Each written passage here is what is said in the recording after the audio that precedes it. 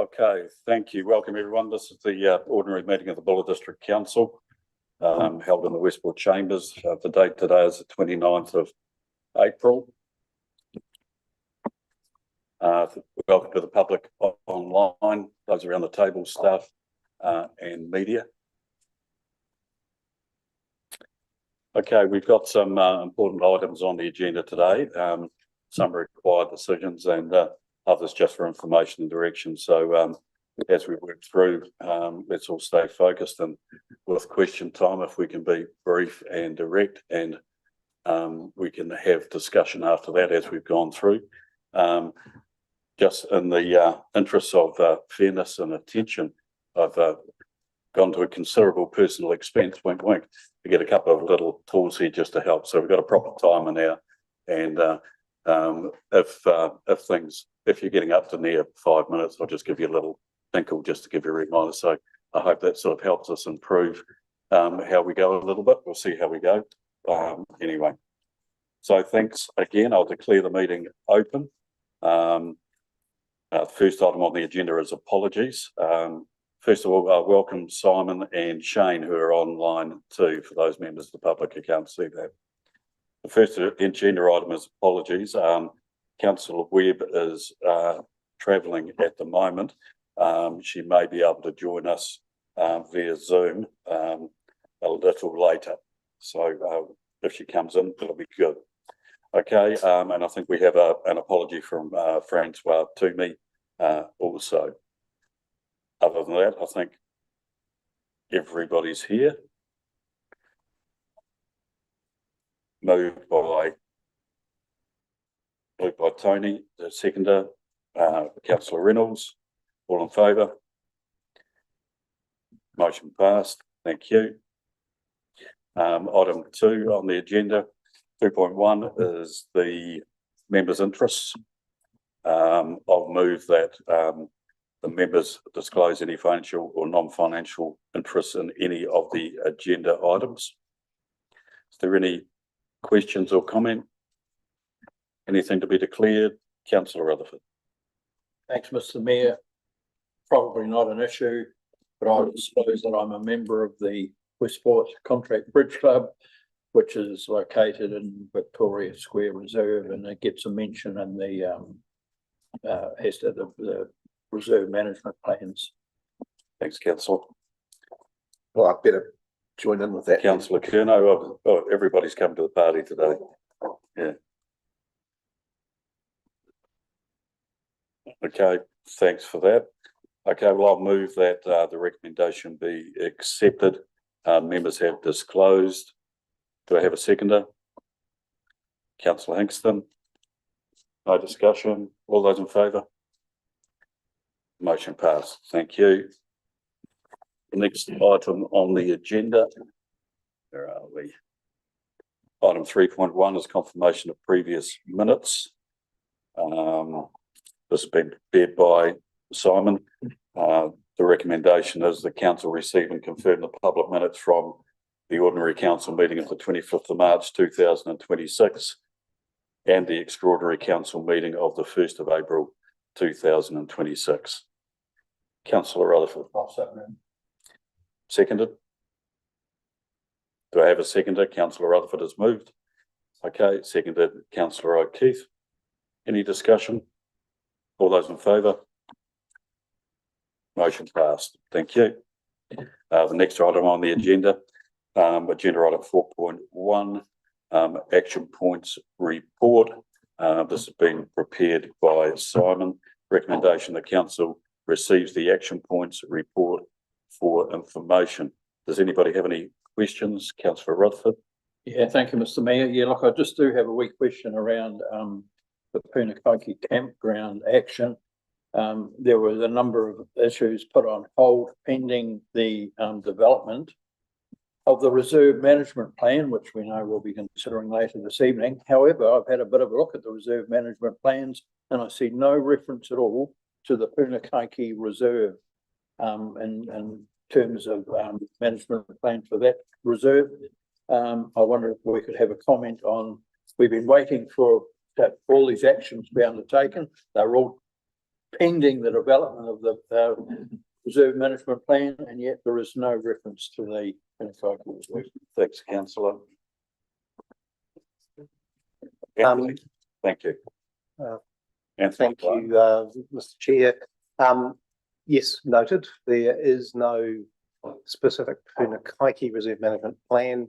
The Punakaiki campground takes up the reserve, and because the campground lease runs to 2032, I believe, there is no, and all of the assets are managed by the campground as part of that lease. There's no need to do a specific reserve management plan for Punakaiki.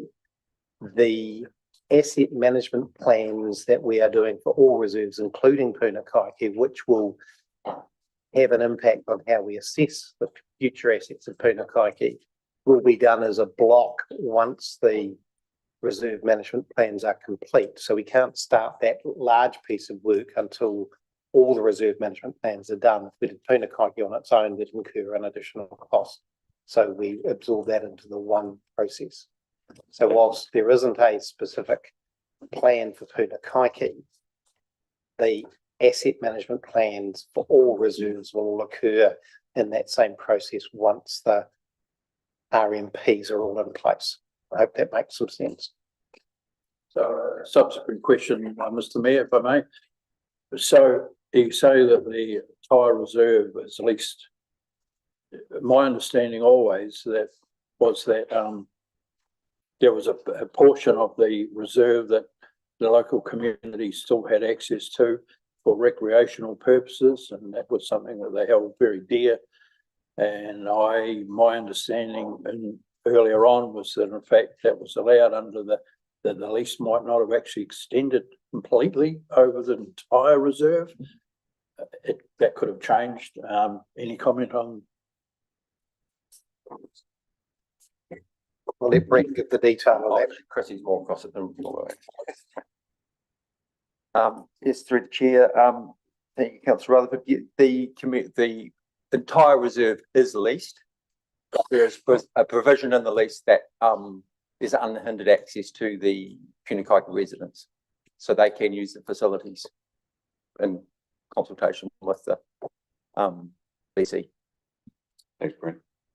Yeah. Councillor Reedy. Thank you, Mr. Mayor. Just for a bit of clarification on that, my understanding was the Punakaiki campground per se is actually dockland, and that we have been granted use of that, and it's been subsequently leased out. The assets that we own, and I see they talk about the pantry here. Of course, we're talking at the moment about the RMP, Reserve Management Plan. I don't believe that's a reserve that's actually been gifted to, happy to be corrected, been gifted to Buller District Council.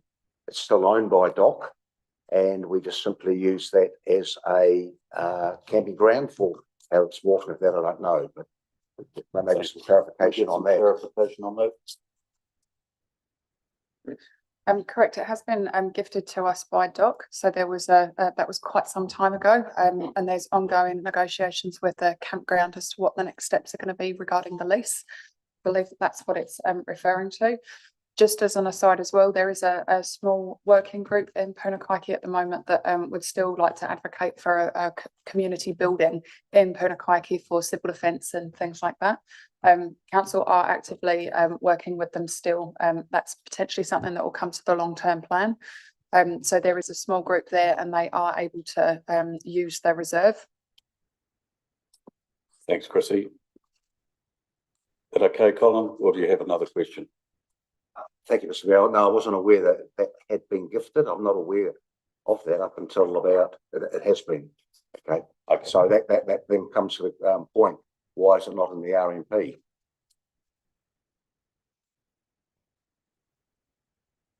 I believe that Anthony answered that question just now. Do you want to repeat it? Okay. So there's no point in writing a reserve management plan for something that's already leased out for effectively, or certainly for the next 5 years, which is the duration that the RMPs will go for until they're reviewed, because the lease requires requires the leasee to manage the assets on our behalf. So does that apply, Mr Mayor, to the Reefton campground? No, because that's a council subcommittee controlled campground. Okay, thank you, staff, for that. Councillor Reynolds? I believe the campground at Punakaiki was a dock campground that Buller District Council purchased in the early 2000s. Whether they purchased the land or not is another matter. But, Okay, well, staff, do you have a specific question or? yes, could you research that with the council? I'm happy to bring that back, council, but I do know there's a difference between the dock owned campsite, which we're allowed to lease out, and the other ones that are administered by us only, still owned by the Crown, such as Reefton, Mockingley, Seddonville and Potamia. So we're unable to privately lease those. Okay. 1980 it was, Fred's just showed. Great, thank you, Christy. Okay, no further questions. Okay, I'll move that the council receives the action points report for information. Do I have a seconder for that, please? Councillor Hawes. Any discussion? All those in favour? Thank you, motion passed. I was remiss when we started the meeting just to explain that our Chief Executive, Simon, is attending a conference with the Deputy Mayor. So today they're zooming in, and beside me today is Leslie. Okay, the next item on the agenda is 5.1, debt management report to the 28th of February 26, prepared by Hannah. The recommendation is that the debt management report dated 29th of 26 be received. Hannah, would you like to speak to anything regarding this before questions, if any? No, but I'm happy to take any questions. Okay, thank you. Questions, councillors? Councillor Sampson. On page 34, the properties that have been abandoned, are they just bare land or are they got buildings on as well? At this stage, we I don't have the detail of that in front of me, but we have been engaging with Resolve as well to go. We've handed files over for that. Whether they land and buildings, I'm not too sure at this stage. Yeah. Thanks, Hannah. Any further questions? Oh, no. Rosalie? And on page 35, with some of those debts outstanding, Yes. what are the government agencies that have run up? Which are the government agencies? Pardon?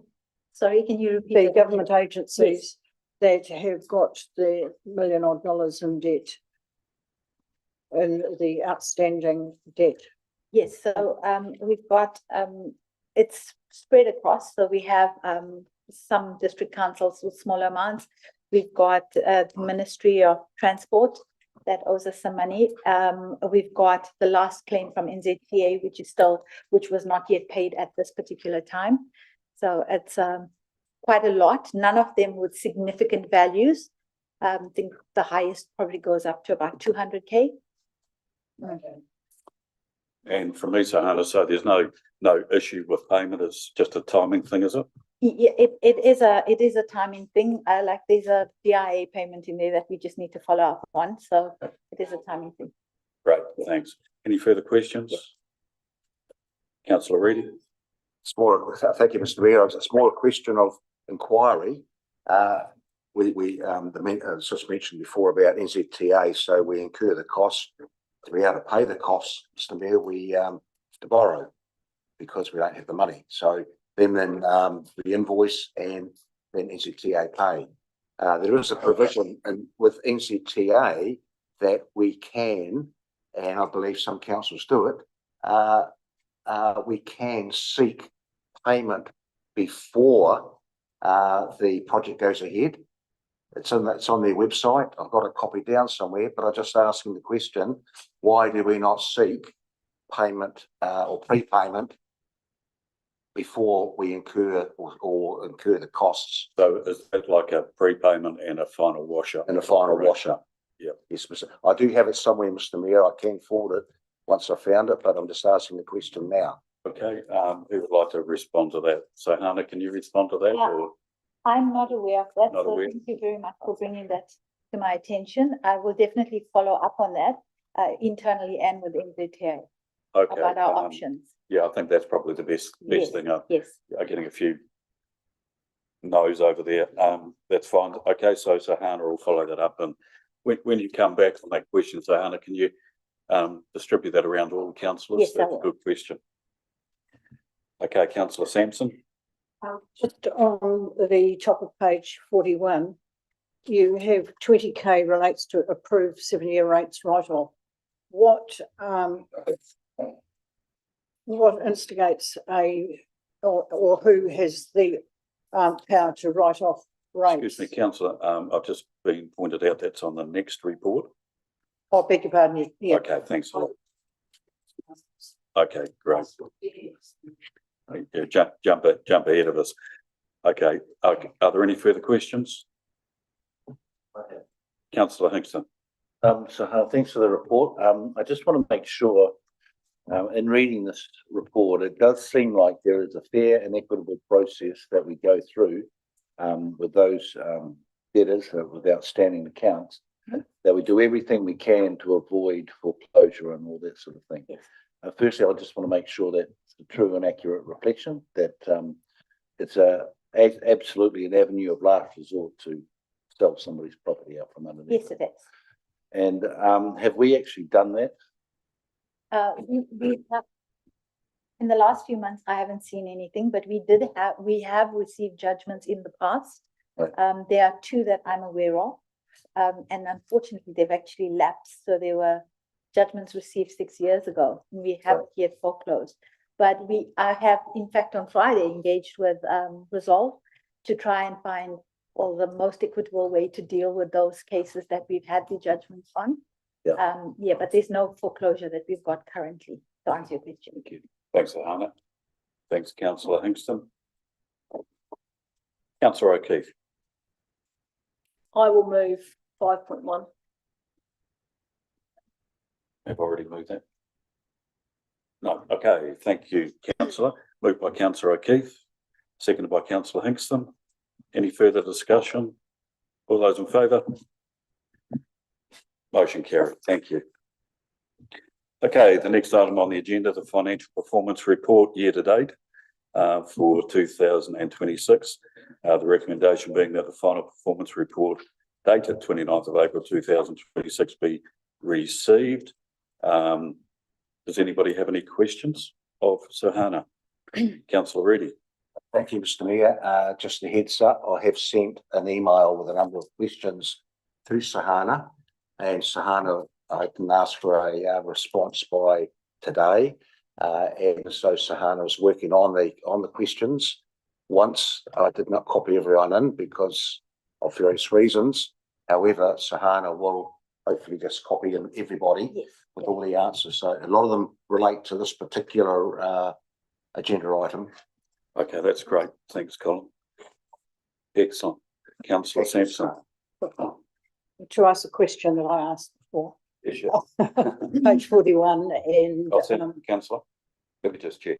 Yeah, you're okay. Oh, right, thank you. I was trying to move things on.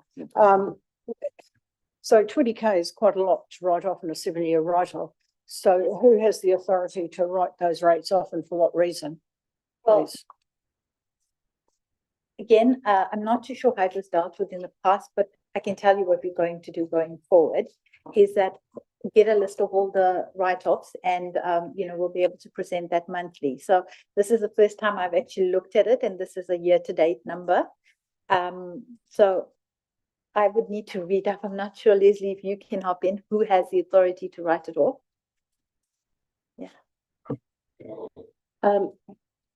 Any debt that's over 7 years, we can't actually recover.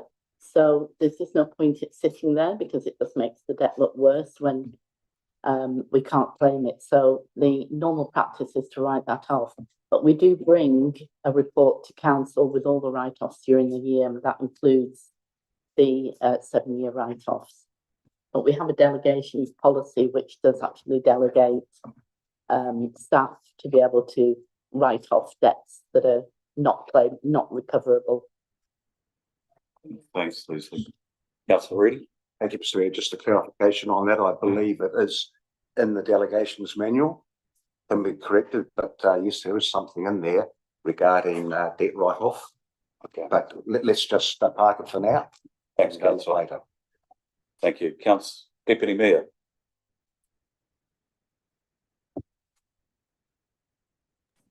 Sorry, it takes a while for me to get the speaker on. I had sent some questions through around items 13 and 19 as for some clarification. Are they some of the items that you're still looking at, or do we have some clarification around those yet? On point 19, I'm still looking at that. You know, we will probably have a better view at year end, and with it's highly likely that most of the recoding issues are through payroll, and we are going live with the data pay project, so that will come out in the wash once we've implemented data pay, because we would have the mapping then done. At this stage, with the current requirements for audit, there's not enough time to go back and manually try and correct these mapping issues. Okay, so I guess what you're saying is that we shouldn't have that much confidence in the figures? The numbers overall are correct. Okay. It is the mapping between cost centers. So the comments on this report relate to variances for each activity. So that is why I've explained this particular activity in support services. But it really is overall, the number is correct. It's probably going to be an in and out between activities. Okay, thank you, Sahana. Okay, thank you, Sahana. We're just checking something here. No. Yeah, just a little bit of an amendment here. Okay, thank you for that. So that is an extra one, wasn't it? Okay, right, we've got that sorted out. Okay, so any further questions? Oh, Councillor Reedy. Thank you, Mr. Mayor. Just for clarification, yes, it is in the financial delegations, 4.4 bad debts, and the CEO has amounts up to 5,000 on any single account. Group managers 2,500. Great. But I have other issues with this, but we'll discuss that later, Mr. Mayor. Yeah, thanks, Councillor Reedy. Okay, I think we'll wind the questions up there. Do we have a mover? The recommendation again, the financial report dated 29th November 26 be received. Councillor Hawes moved. Councillor Hingston seconded. Any further discussion? All those in favour? Against? Motion carried. Thank you. Okay, the next agenda item 5.3, investments and borrowings as at the 31st of March 2026. Okay, prepared by Leslie Crichton, the draft recommendation for the investments and borrowing report dated 29th of April 26 be received. Leslie, would you like to talk to that or just take questions? It's actually Sahana. Sahana as well? Okay. Yeah. Busy lady today, Sahana. Yeah. Okay, any questions for Sahana? Councillor Rutherford. Yeah, thanks, Mr. Mayor. So I do realise that we're looking at something going back as the end of March.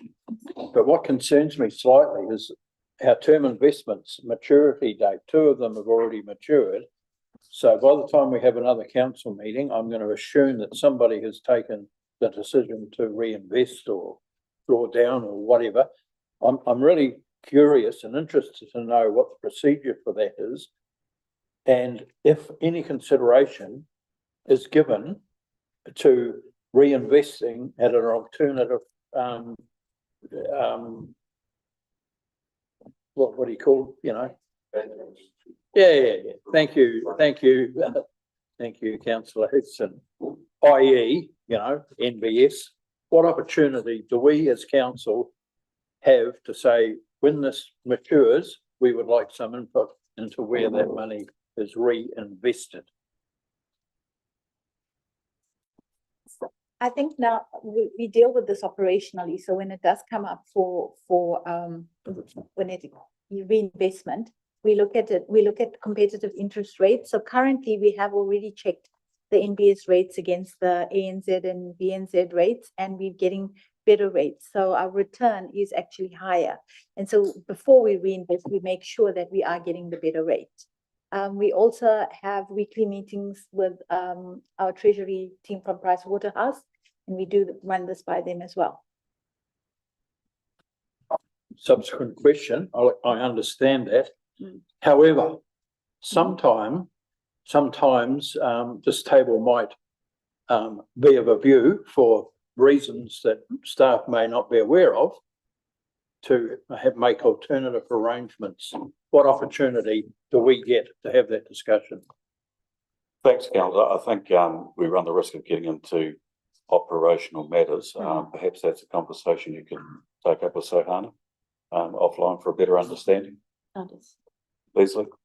Yeah, we do have our meetings, as Sohana said, with our treasury advisors, and we do have a treasury policy which council adopt and approve, and through that policy is that's what we use for our treasury management. So that's your input into that. I take it that with that treasury management policy, the delegated authorities give you certain. Sorry, and what current policy are we working under? I'm sort of in support of Phil here, because to my mind, it's great that you reinvest, but you know, is it always a 1 year investment, or is it 2 years, is it 3 years? And do you look around for the interest rates, and is there any consideration given to those banks that have a presence here in Westport or in the district, as opposed to those that just sit in Wellington and Leslie? Yeah, through that, the treasury policy is updated regularly, definitely for every long-term plan. So every 3 years at least. It's currently going through review for the next LTP. The banks we look at are generally the ones we have an agreement with. They're the bigger banks, and we generally get a better return from them. Currently, as Sohana has said, we do review different banks. We have the opportunity to look at different banks, which are listed in our policy, and we do review all the interest rates before we go ahead, and we look at the terms on that as well. Sometimes we might just reinvest for the short-term basis, because it could be that we're just reinvesting short-term to cover a bit of working capital, and we're going to use that money for our operational costs, or sometimes we'll hold it for longer and just get probably a better interest rate. So my question, Leslie, then is that you're operating to a current policy that has been signed off by council, and does that come up again for review? It will come up through the long-term plan process. Okay, thank you. Councillor Sampson? Yeah, with all due respect, I have asked that question before and been told it's operational, but we as councillors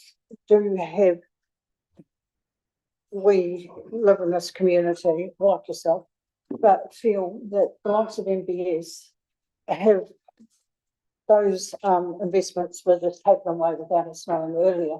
And I just feel that we should be able to have the opportunity, because when it's broken down, if we're showing the rates, what they are, and if it's a minimal amount, we as councillors may choose to take a lower rate to support a local bank rather than an overseas. Thanks, Councillor.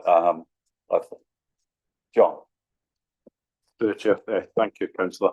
I just think it's probably a good time to advise that we are bringing back the financial delegations policy to council. That'll be brought back in the next month or two. In terms of the treasury management policy, that is a part of the financial delegations. So essentially, if at that point you're looking to maybe change the scope of that, that's something you'll be able to do and work with you're approving in the policy. So just so everyone knows that will be coming back imminently. Thank you, John. Councillor Reedy. Thank you, Mr Mayor. Just a point of clarification, in this particular agenda item, if elected members would like to read paragraphs 7, 8 and 9, that'll give them a full description, but of importance in terms of NBS, up to a maximum of 10% of the total portfolio. Of course, at the moment, we've got about 3 million. We've got no money. Just accept that. 10% of $3,300,000. It's not worth it because we're better off taking the with the banks at the moment. But as I say, 7, 8 and 9, read that, fully descriptive. Have a look at the last year's long-term plan that was adopted for 2 years. It's quite descriptive in there. Thank you, Mr Mayor. Thank you for pointing that out, councillor. Very good. Okay, any further questions? Okay, sorry. Oh, sorry, Tony. I'll move 5.3. Thank you. I'll send that. Any further discussion? Councillor Sampson. Can we have, on those two reinvested, investments, the, length and the interest rate, please? So, Hannah, are you able to provide that at a later date? Okay, thank you. Okay, so we'll put that to the vote. All those in favour? Those against? Motion carried. Thank you. Okay, item 6.1. Delegations of planning. This is being prepared by Bronwyn. Have we got a seat for you, Bronwyn? Oh, you stand. That's all right. So Hannah's making room for you. Thanks, Hannah. Okay, welcome, Bronwyn. Okay, so delegations planning. I'll read out the recommendation. The Council 1 adopts the delegation set out in the instrument of delegation in attachment 1 to this report. That is on Council's website for the public. And number 2 agrees the Mayor can sign the instrument of delegation in attachment 1 of this report to confirm the delegations have been made. I'm happy to move that. Is there a seconder? Councillor Reddy. With respect, Mr Mayor, we haven't had an opportunity for questions. Okay. You've just moved it and now we're into debate stage. Yeah, a bit of help on that. I've been following the Greymouth Council meetings also. So what I just adopted there to see how it would go was what they adopted the Greymouth meetings in terms of the chair moving and then asking for any questions and comments following that. So if that's not something that's allowed in the standing orders, Greymouth must be doing something different, but I'm happy for your advice on that. Councillor Curnow. Personally, I think it's what you're doing here, Mr Mayor, is good practice. You're moving the motion at the beginning, then we go into questions and discussion phase. But what I've noticed is that when we have the question phase prior to the moving and the second of the motion, we're actually transitioning into debate during the questioning phase. So I think the way that you're doing it, following on from the lead of other councils, is probably the best way of doing it. We're not taking away the opportunity for questions. We're just putting those questions into context. Thanks, councillor. Anybody got any other comment to share? I can assure you I'm not doing it with all of them. I've just picked out a few to give a bit of a try today. Councillor Hingston. Yeah, I agree with Ray. I think as chair, you can show some prerogative there and move it. But I would suggest that it's probably, in some instances, it might be better to go back the old way. Yeah. Something that's a bit more contestable, a bit more room for discussion and questions at the start, a bit more complex. So by all means, I support going ahead in this instance. In some instances, it may be better to use the old. Okay. If anybody feels, picking up on Councillor Anderson, if anybody feels that we should revert either which way, I'm happy for you to put your hand up and say something on that. Okay, so I've moved that. Is there a seconder? And then I'll ask for questions or any comments. Councillor Reynolds has seconded. Okay, we'll move to questions and comments. Councillor Rutherford. Thanks, Mr Mayor. Look, earlier in an informal discussion amongst councillors, I bemoaned the fact that I didn't have sufficient time to go through every one of these in detail, but blow me down.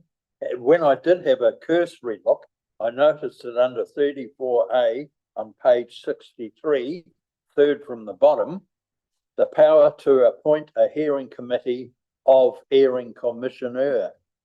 That doesn't make any sense to me at all. So my question, Mr Mayor, is who will peer review these for things like grammar or spelling errors, etc., etc. I don't propose to do it on your behalf, but I just noticed that one. So I'm just asked for comment from the team about how the assurance they can give us that this will be properly checked through wordsmithed and everything will be hunky-dory. Through you, Mr Mayor, we have done our very best to get these through as soon as possible to you today because they are the resource management ones. But yep, we had a part-time person dealing with it as they were going through them. We have loco delegations, which is we're using as the basis of those individual delegations. Then I went through it. Obviously, I missed that one. I went through it again just before we had this meeting, before I wrote the report. It's a huge task. This is nothing compared with what you're going to see in June.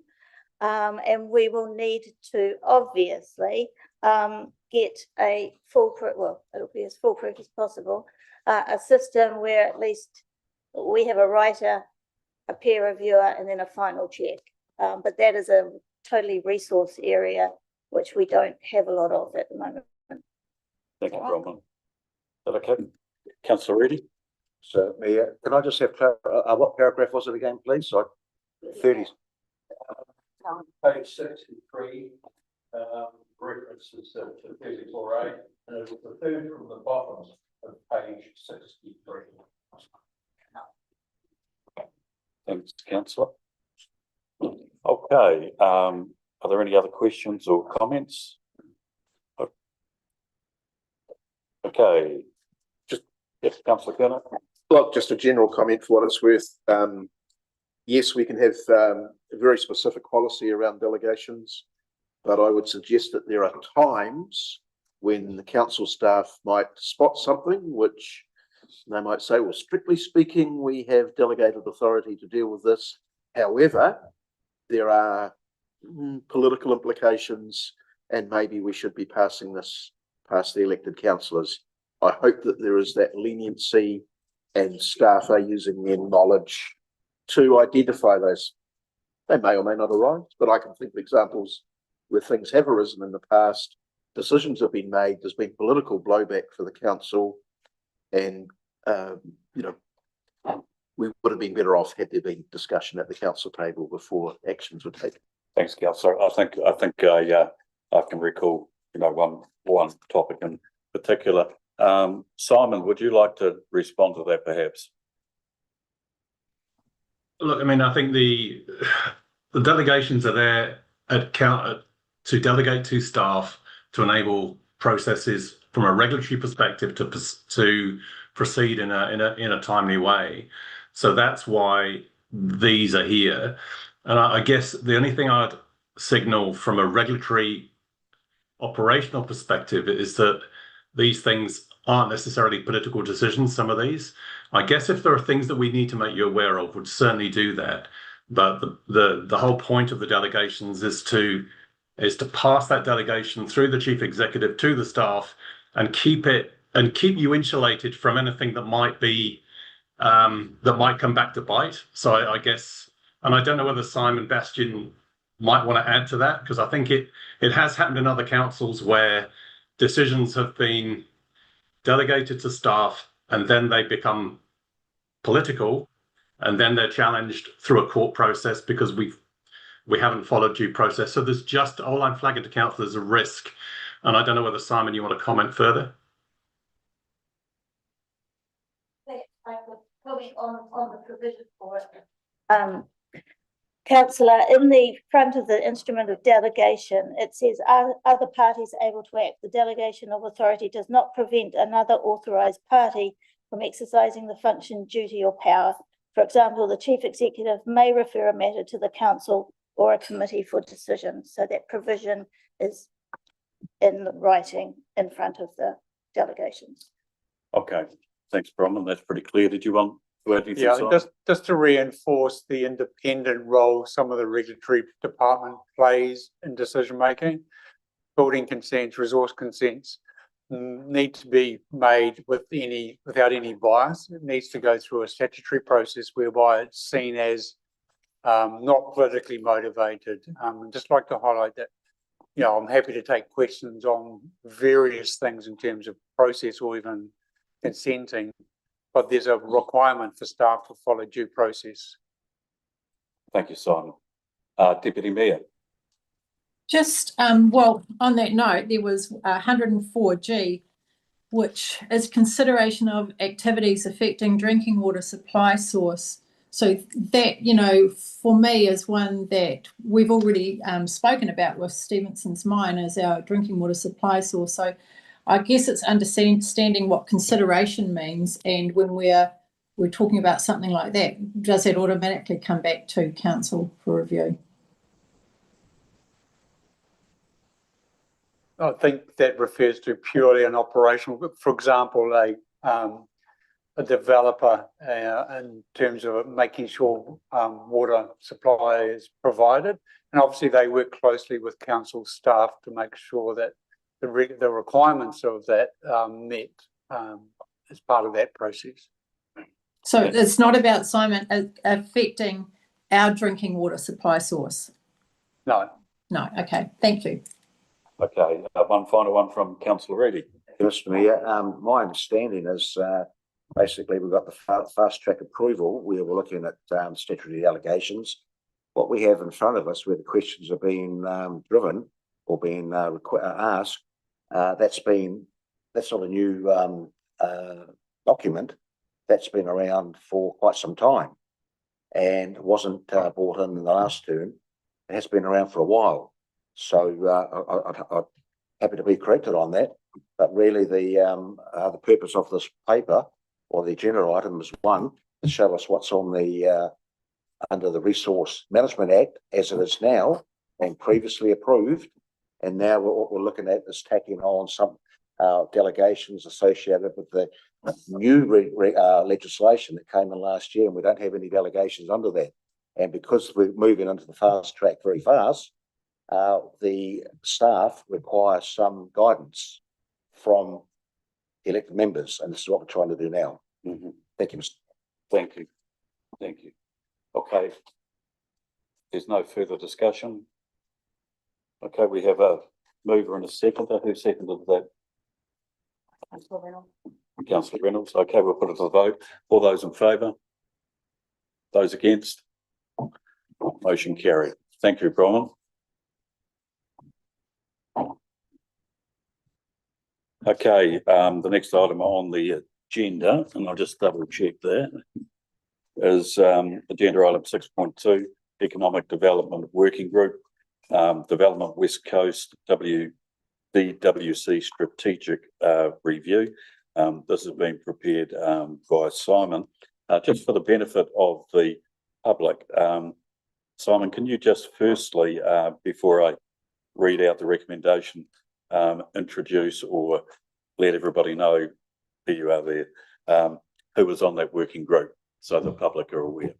Yeah, thank you, Your Worship.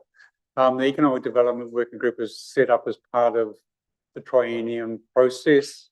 We have a number of parties that have been involved with the group. So we have Ray Kuna, who is chairing the group.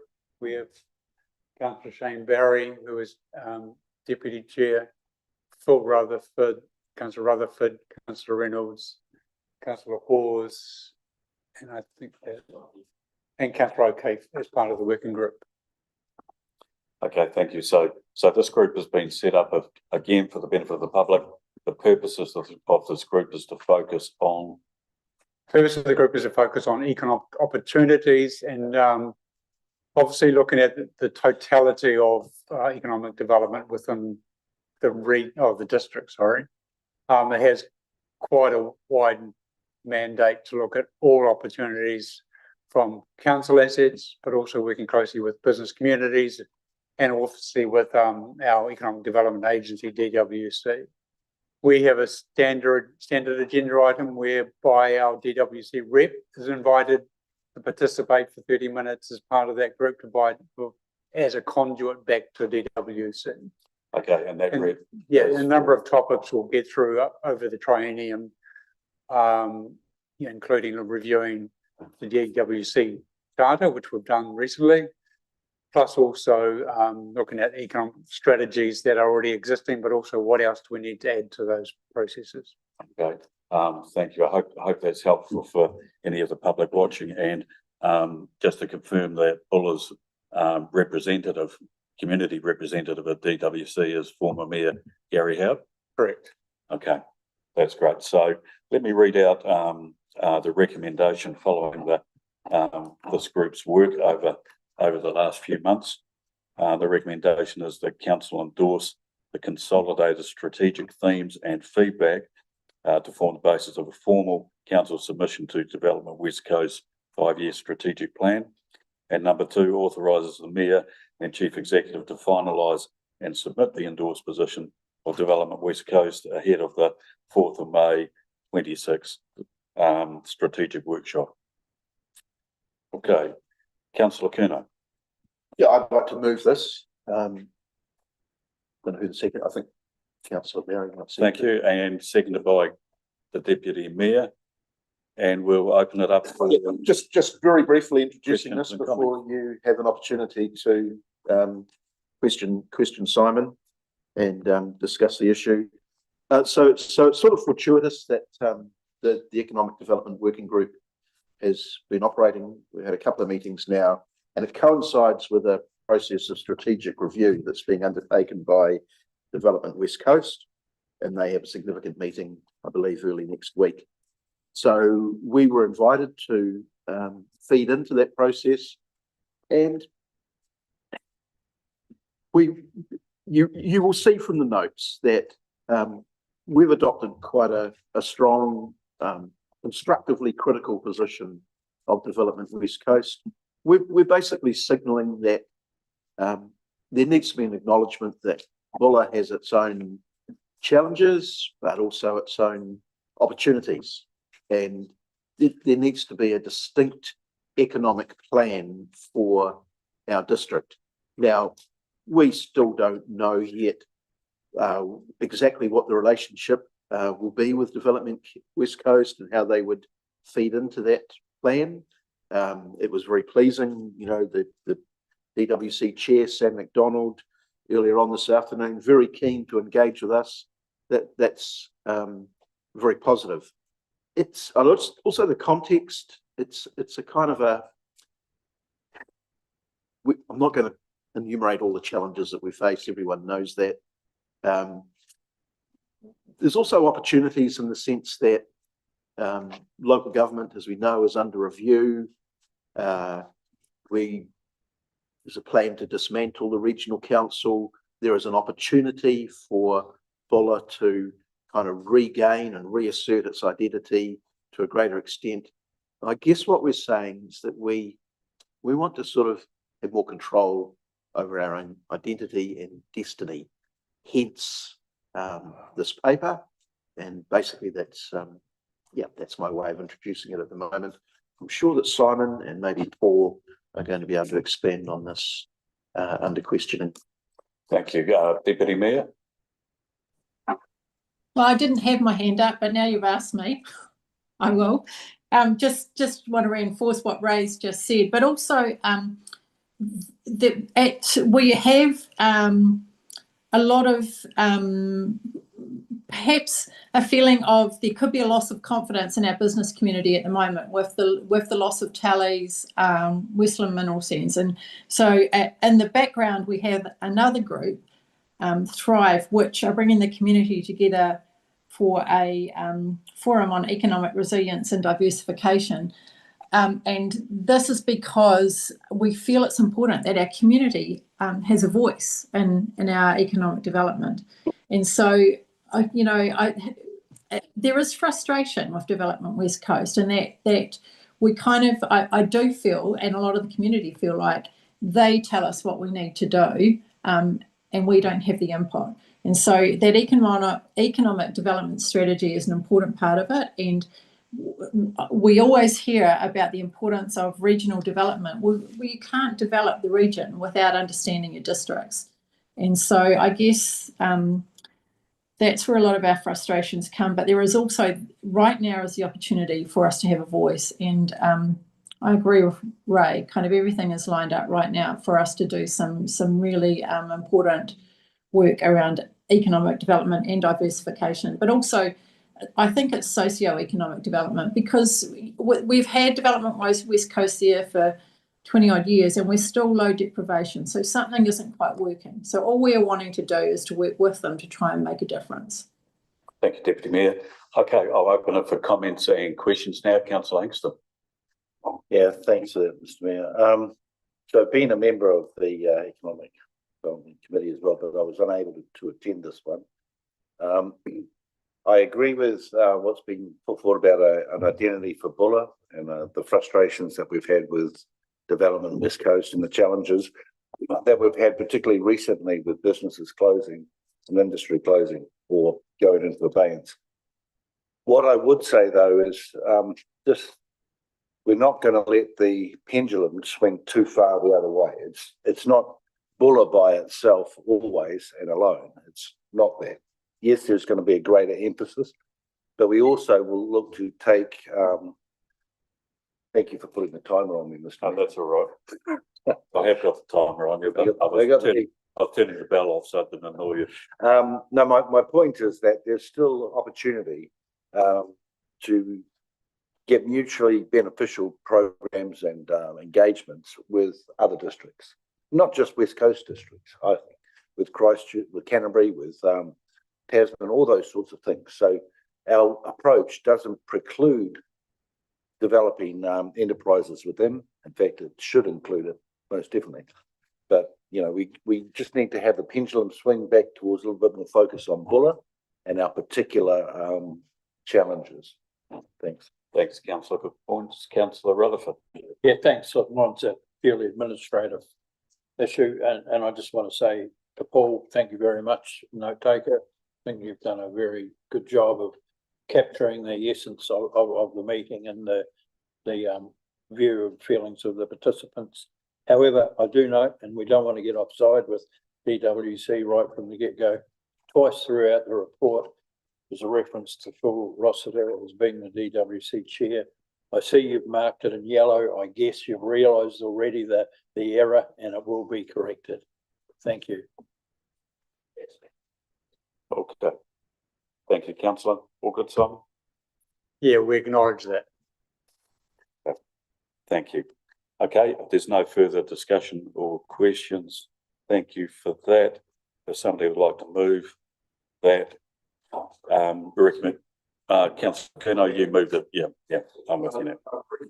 Yes, you can. Yeah. Look, responding to Councillor Kingston's comments, of course, that's taken for granted that this is not a very insular activity. We're still reaching out. The issues that we faced by many other districts across the country in different ways. We might have our particular challenges, but they're very similar to other challenges. And I just want to draw attention to the fact that we have two key members of our council, our Chief Executive and our Deputy Mayor, both away this week at the Local Government New Zealand Zone Conference, a sign that we actually do see ourselves as definitely as part of a wider collective. Well, thank you, Simon. Just one final comment in terms of, so our next meeting is actually next week. And we have a guest speaker, which is Phil Rossiter, coming to talk about the 2050 economic strategy. And from there, I think there's an opportunity to polarize some of that content and actually get an update in terms of where total region is at across that working portfolio. Thank you, Simon. That's good news. Okay, so we'll put that to the vote. All those in favour? Those against?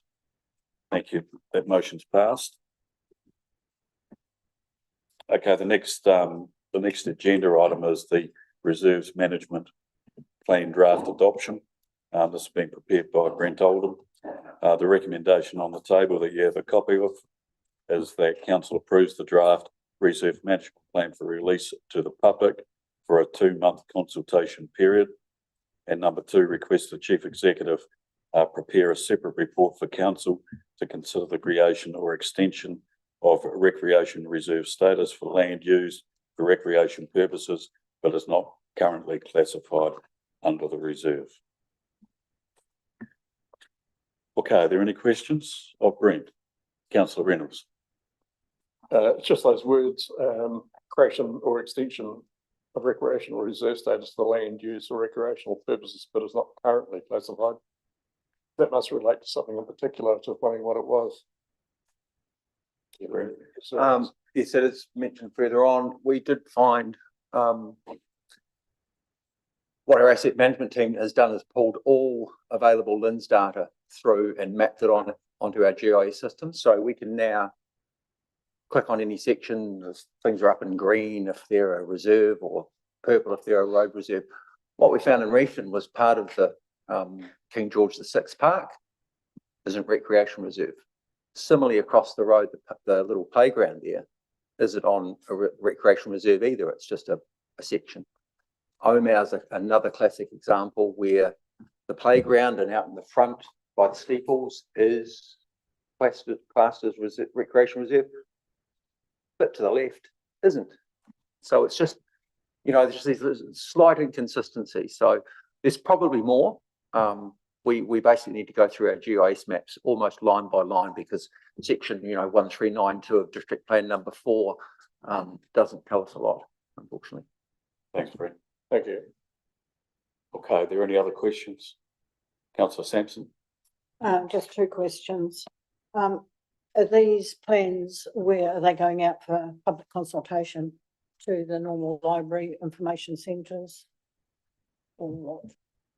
Yeah, we have quite a comprehensive engagement plan ready to roll out. We're quite keen to get this as much widespread information as we can, because honestly, as the report says, it will be reviewed annually with probably a quite chunky 5-year review.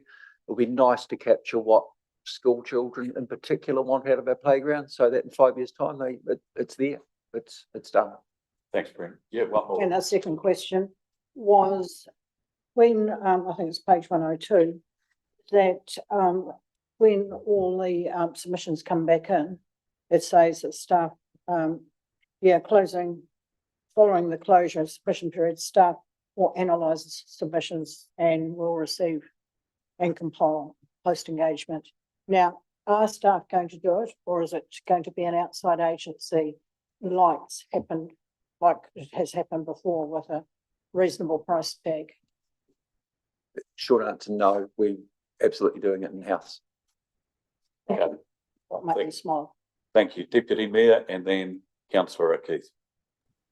I just want to acknowledge, Brent, the work that you've done on this. I think it's looking really good, and hopefully we can get some good community engagement and feedback on the plans. I just wanted to ask a question around now the asset management plan. Is that work now started and working alongside while consultation period's happening? Yeah, thank you, Shane. Short answer, yes. That the asset management plan, which is the wider property asset management plan, is, I've said it a few times, it is bigger than Ben Hur. This is an important part of it, like the reserves are, in terms of operating expenditure, our biggest ticket item. The remaining property is generally heavy on CapEx, so that's our senior housing stock, our civic buildings, etc. but we've got a really good overview of what that all looks like now. We just need to firm up exactly what the timing, etc., looks like. The ideal time now, I think, with how long this will take, I think we're heading into LTP and we'll have everything lined up. So we've got our 10-year reviews of reserves and property portfolio all lined up every 10 years. So through the 3-year LTP process, we're all on the same track. Excellent, because that's what I was going to ask, was would it be done by LTP time? But that's awesome. Thank you. Okay, thank you, Deputy Mayor. Councillor O'Keefe. Yeah. So yes, excellent, good work. All I want to say is, it says in here that in the draft plan that it will can be reviewed at any time, which is great. Also alongside the annual plan, which is kind of tying all that stuff in really, really nicely. Is it going to be sort of tied along with the asset management plan as well? Is it all going to be sort of done at once? Well, it kind of makes sense, but it doesn't mean that we're capturing stuff and things are being used correctly. Yeah. I'd like to claim all the credit, but I can't. Sorry, say it again. I'd like to claim all the credit, but I can't. There's a lot of other people working on this. Ultimately, yes, that we should have a conveyor belt of processes and annual plans. You know, that one that pops up every year. There'll be minor amendments here and there. There'll be things we know in a year's time that we didn't know today. We could alter and change those.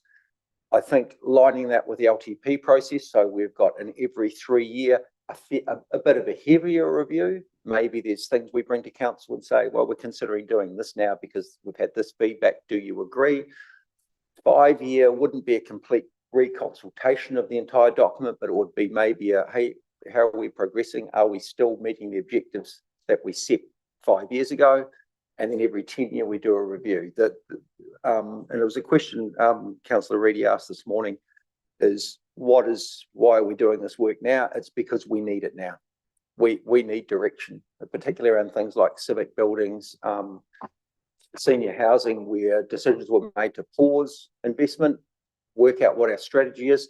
So that will all fall in with the property asset management plan, the reserve management plan, LTP processes. Yeah, absolutely. Yes. And just further continuing on from that topic, are we also going to, I'm not saying if it's going to be working alongside the annual plan, the subcommittees for council meetings, that's kind of like their own annual pullback planning, which then affects the short term, which is, I would say, that's is an annual thing. Is that correct? Yeah, I think, thank you. I think what you're referring to is that interface between infrastructure planning, committee subcommittee liaison and annual plan. So what does the committee know today that they'd like to present to council to budget for here? And that is something we've been working with community services on, and that is our intention, that we will have IS staff at least one subcommittee meeting per year in advance of annual plan to capture that budgetary type. Thank you. Excellent. Thanks, Brent. Looks like we've got a happy councillor there. Okay, thank you. Well, I'm happy to move the recommendations. I'll read them out again. Number 1, approves the draft reserve management plan for release to the public for a 2-month consultation period.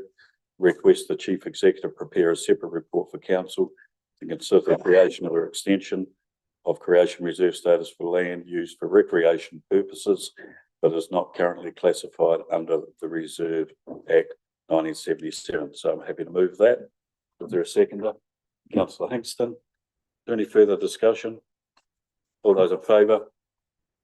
Those against? Motion carried. Thank you very much, Brent. Good job. Okay, the next item on the agenda is item 6.4, Bridge Kawateri Options Report. This has been prepared by Leslie Crichton, and I'll just check something here. Okay, I think everyone will have read the report. Is there anything before I open up for questions, Leslie, you would like to just add? Yeah, I'll just give a little bit of background. Previously, council has consulted on the future of the dredge, and at the time it was resolved to sell the vessel. However, it didn't sell after some time, and council therefore did resolve again to take the vessel off the market and to keep the vessel. The current situation is that it is aging, it's deteriorating in condition, and repair works have been identified which could cost a significant amount of money. So there is one other thing that we can update on. We have had a discussion with insurers this morning, and they are open to a cash settlement other than going ahead with the repairs. We can't advise how much at the moment. That's a discussion that's ongoing, but they have now said that they are open to having a cash settlement. But So- this is in lieu of the repairs, and it will be deducted from that amount will be what they paid so far. So that'll be consultancy costs, etc. So Leslie, when you talk about the repairs, you're talking about insurance repairs, which is separate to Yes, any other repairs that may need to be carried out, that's which correct. have been recently identified. Is that correct? Yes, that's correct. Okay. Thank you. Councillor Rutherford. Yeah, look, a quick question. Thanks, Leslie. You say that council subsequently resolved not to sell the bridge. Is that recorded? Is that a resolution of council? It is a resolution that was recorded. Wow. Any idea when? Can you? We'll find out for you. Okay, thank you. Okay. But that does mean that you're open to any opportunities now. Okay, Caitlin's just advised that was May 2020. So thanks for that, Caitlin. Okay, thanks, Leslie. And we've got Dom here as harbour master as well. Now Dom isn't the dredge master, he's the harbour master, so hasn't had 100% to do with the dredge. However, he's here to answer any questions he may be able to. Councillor Reddy, did you have a question? Thank you, Mr. Mayor, for that. The question that Councillor Rutherford just asked about, and I heard you say something, but I didn't catch the year and the agenda. May 2020. May 2020, they resolved not to sell the dredge. To keep it. May 2020. We can share the Okay, thank you. papers for Thank that you, if that Mr. helps. Thanks, Colin. Councillor Reynolds. It's just come to my attention through these papers that cost of getting vessel fit for work up to $400,000. I'm just wondering what that work is, when it was identified, and who identified that it needs up to $400,000 worth of extra work to be done. Thanks for that. So that's part of the work that the consultant that's been working on the slipping work. So it's being paid by the insurance company for the insurance slipping work, and quite rightly came to us and said, well, there's some items that, because it's essentially a free slipping for the council, that here's some items that would need to be fixed. And it's a movable piece because things like the door hinges that open under the bottom of the vessel, you don't know what condition they're in until you get her out on the dry dock. So those numbers are estimated by him in consultation with some of the most recent crew.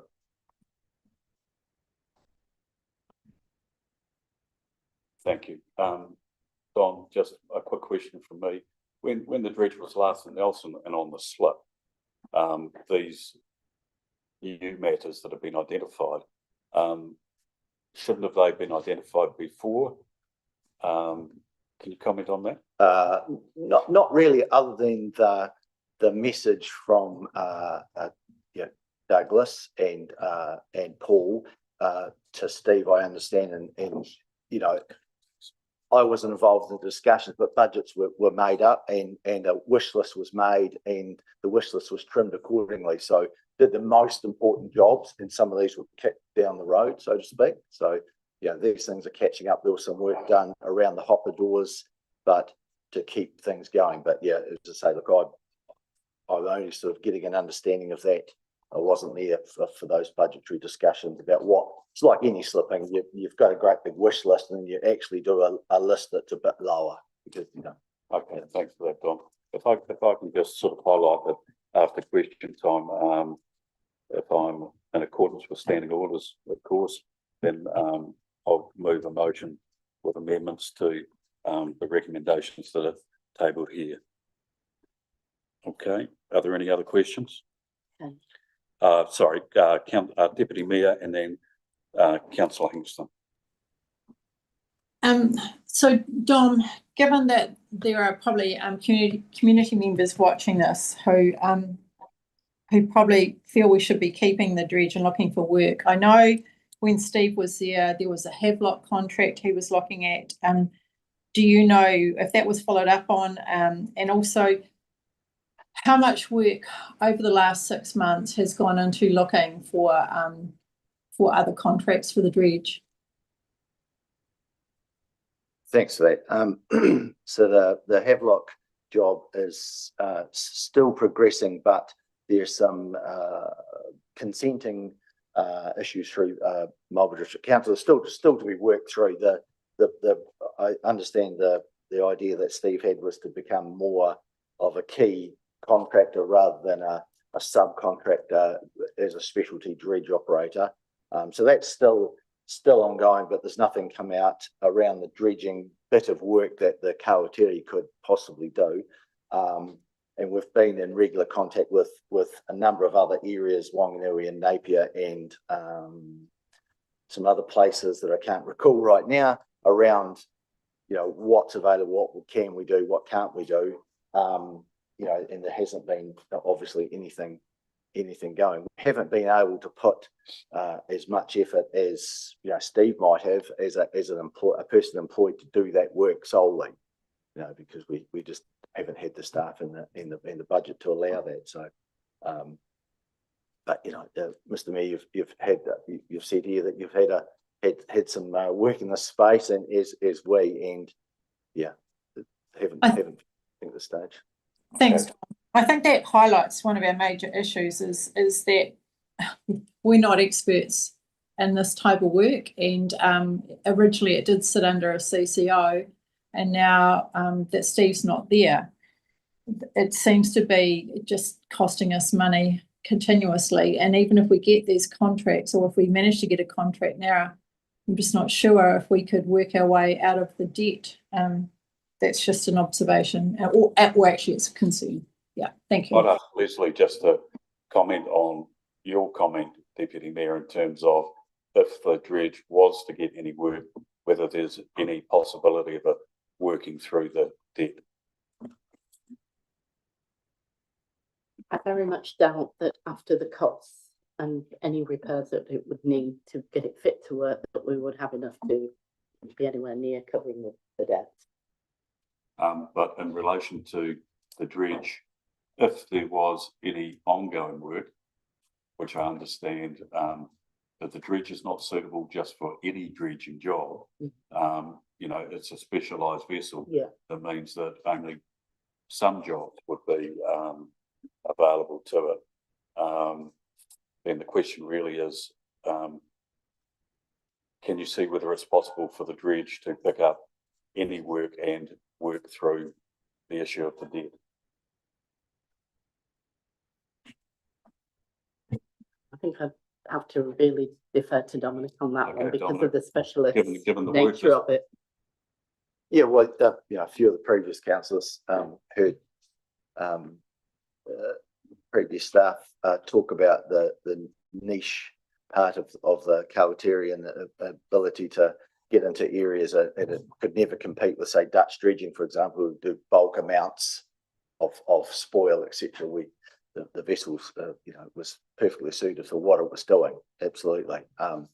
but there are a number of things like have been highlighted around the doors and some other items in the pump room that will need some work, and you can bet that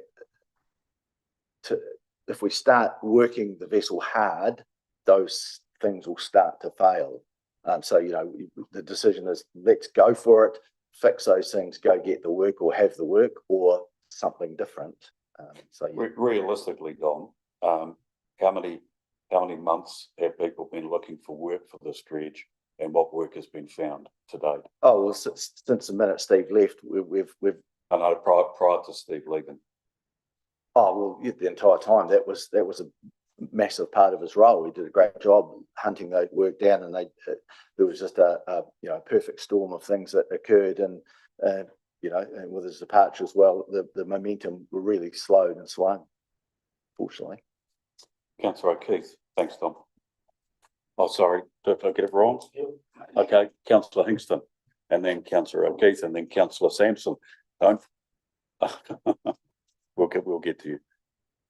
Everybody's keen to talk. Councillor Hingston. So, by way of open discussion and transparency, I have 3 questions, and they're all interrelated, and you may or may not have an opinion on all of them. But firstly, does the dredge contribute to making us safe from flood waters, in your opinion? I've got no idea. I can only read what the scientists produce in their papers and suggest no. Thank you. That's my understanding. Number 2 is on the work, and we've discussed this. I've seen a couple of inputs from the public about what their opinion is, and it does seem to me, and I acknowledge, Leslie, your comments, but like us, that's not your area of expertise, it's the work for the dredge. So I'm assuming then that your expertise is in the workings of the dredge.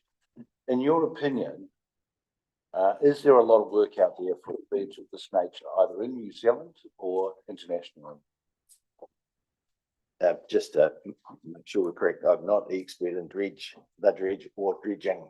Okay, so I don't know the answer to that. Only what I've experienced as being thrust into the crucible of dredge logistics, and, you know, chitting and chatting, you know, trying to, you know, Steve was very good at that. I'm less good at it, but still tried to keep those relationships going, and I haven't seen anything. That's not to say if this learned group decided to fund a person to do that, there wouldn't be anything out there. But the dredge is aging and needs some love and needs some investment if that's the decision to push forward. Well, that's right. So we're faced with the question of, do we cut it now? Do we fix it up so it's workable and then see what's out there? And then, or do we do something else? I mean, those are pretty big questions. Number 3 question, Councillor. Yeah, look, you got another one? So thank you.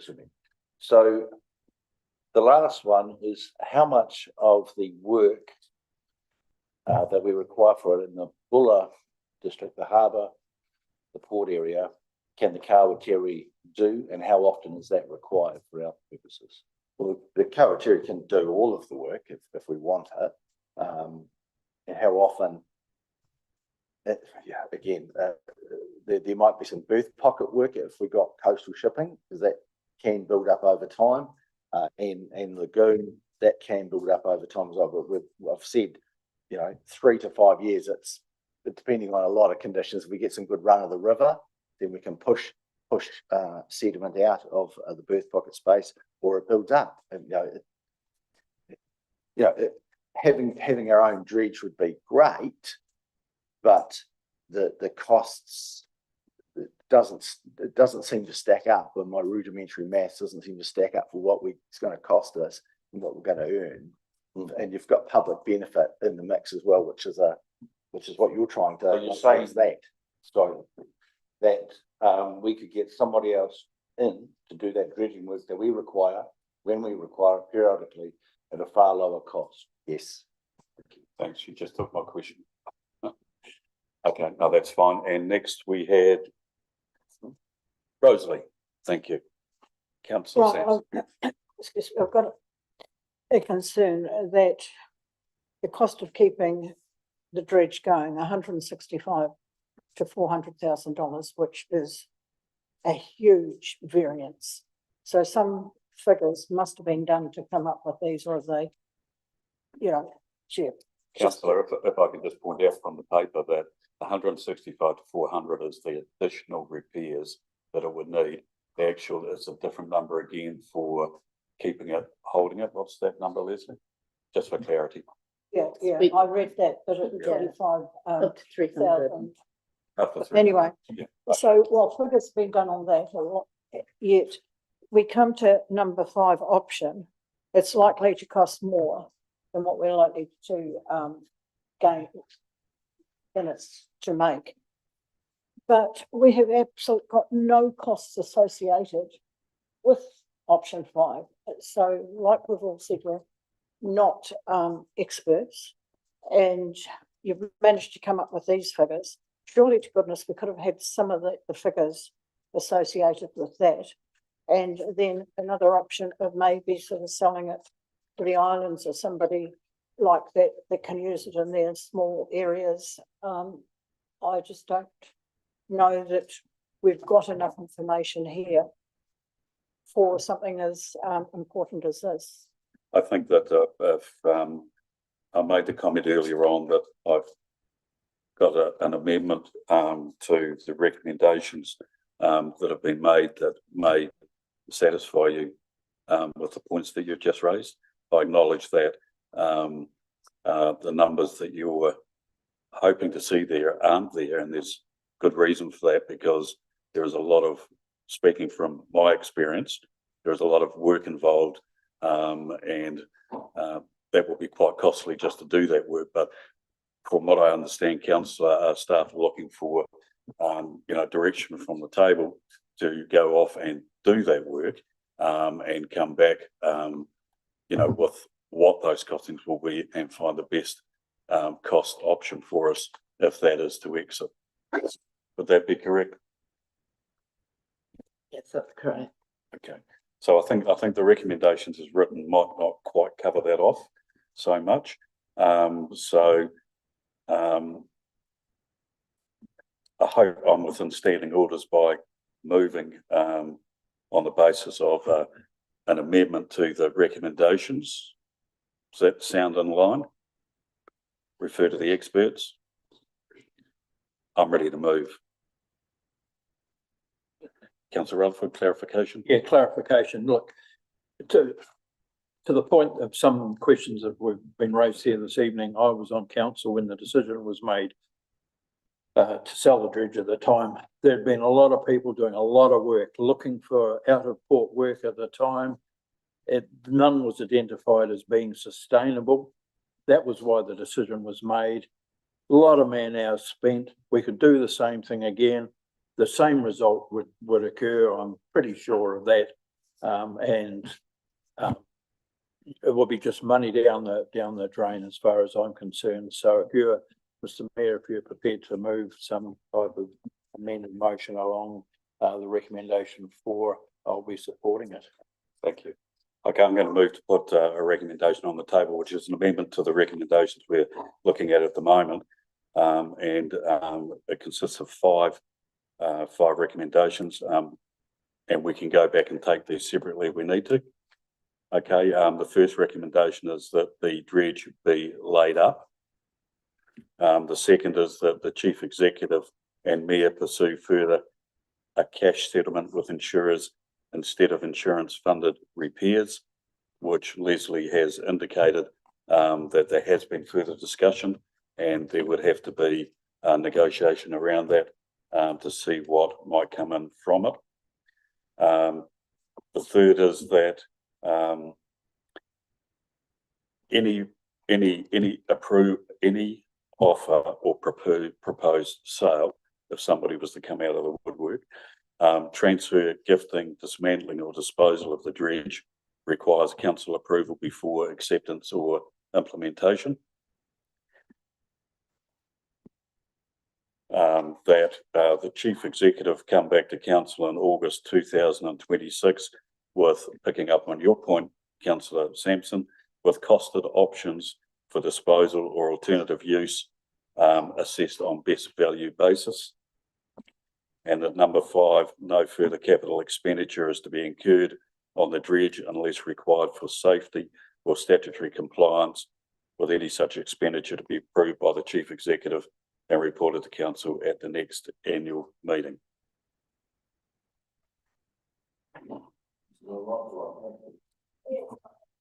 Councillor Rutherford. Yeah, look, so thanks for that. Just in terms of recommendation 1 from your amended recommendations, the dredge to be laid up, would that include the current maintenance being carried out currently, that we know it gets started up every now and then, at a cost? So your laying up, would that be completely excluding any future maintenance, or would you propose that while it is laid up, those tasks are still carried out? I would suggest that lay up means no future cost of maintenance either.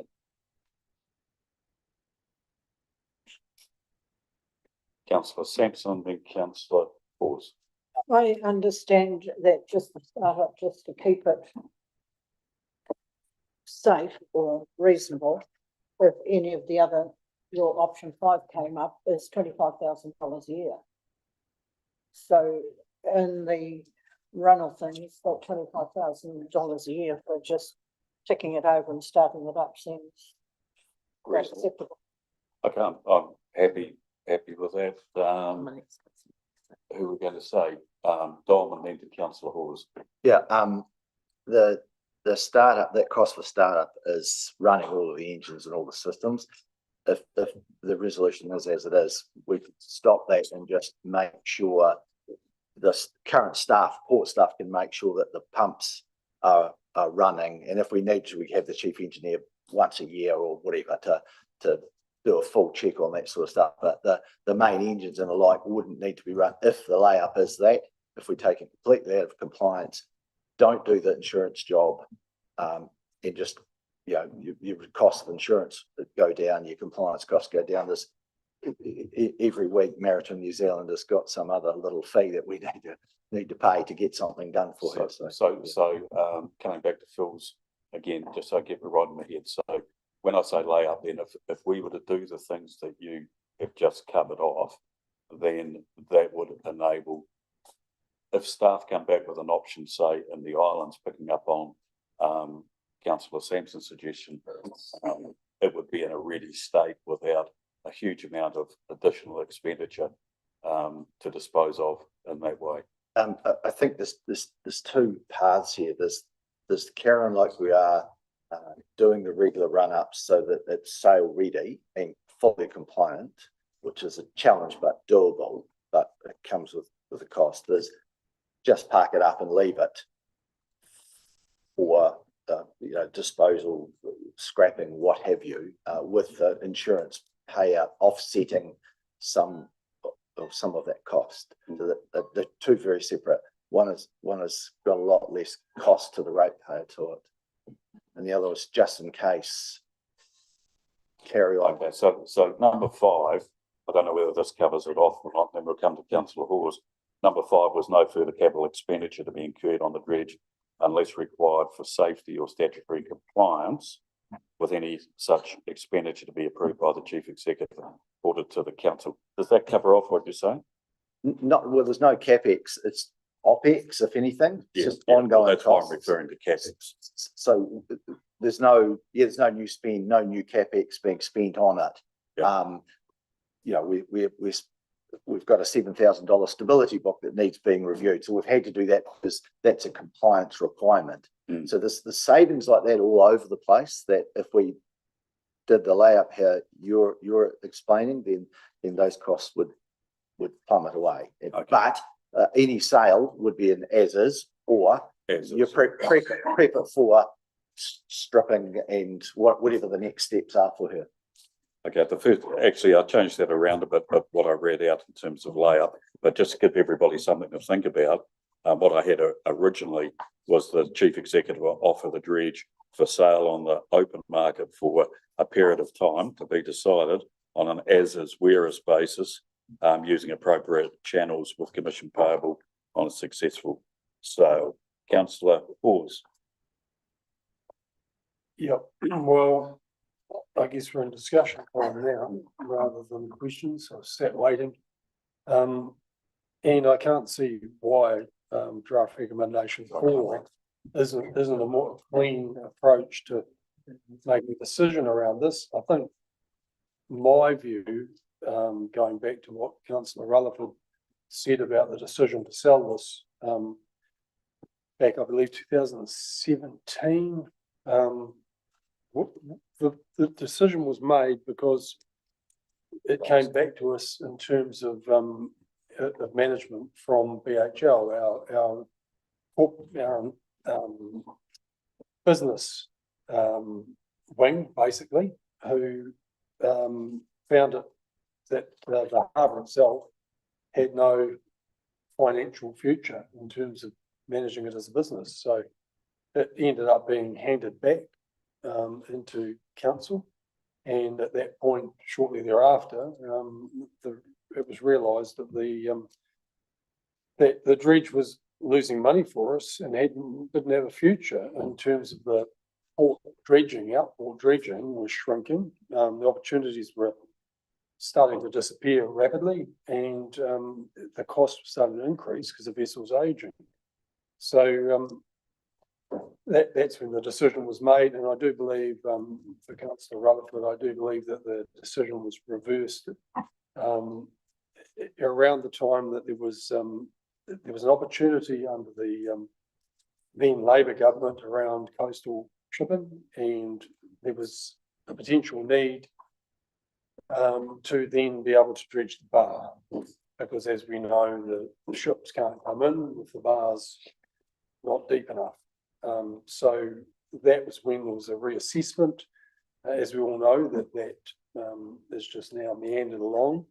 And we've had a boat sitting there for the subsequent 5 or 6 years, accruing costs. And those costs, as we see from the report, are now in the 3-odd million mark, that are just carrying on mounting as debt against ratepayers across the entire district, from Karamea in the north to Punakaiki south to Maruya over in the east. I mean, everybody's paying for this to sit there idle. It's like parking a caravan or a boat in your backyard and not using it. It's still going to require maintenance. You can't pull it out and use it when you want if you haven't maintained it.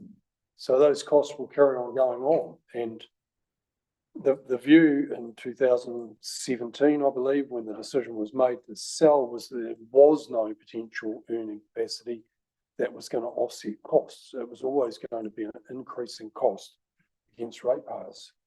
And so from my view, nothing little's changed. I've read through what we've got in front of us here, and none of that gives me any confidence that we're ever going to see a benefit from this thing sitting there. And so, to my view, I would like to see it gone from the portfolio as rapidly as possible. And I think that should be the focus of the recommendation and what we move here. So I'd like to think that we would consider what we're going to agree to very carefully, because every 6 months that this sits here, it just becomes more of a liability, harder to get rid of. The costs mount up. The debt climbs to 4 million instead of 3-point-something million. So please, folks, on behalf of all the ratepayers in the district who contribute to keeping this thing there, please let's make a decision that actually expedites the process of removing it from our portfolio. Thank you, Councillor. Yeah. We're still waiting for a second of the motion. Correct. Yeah. We're getting a wee bit off track. Yeah, Deputy Mayor.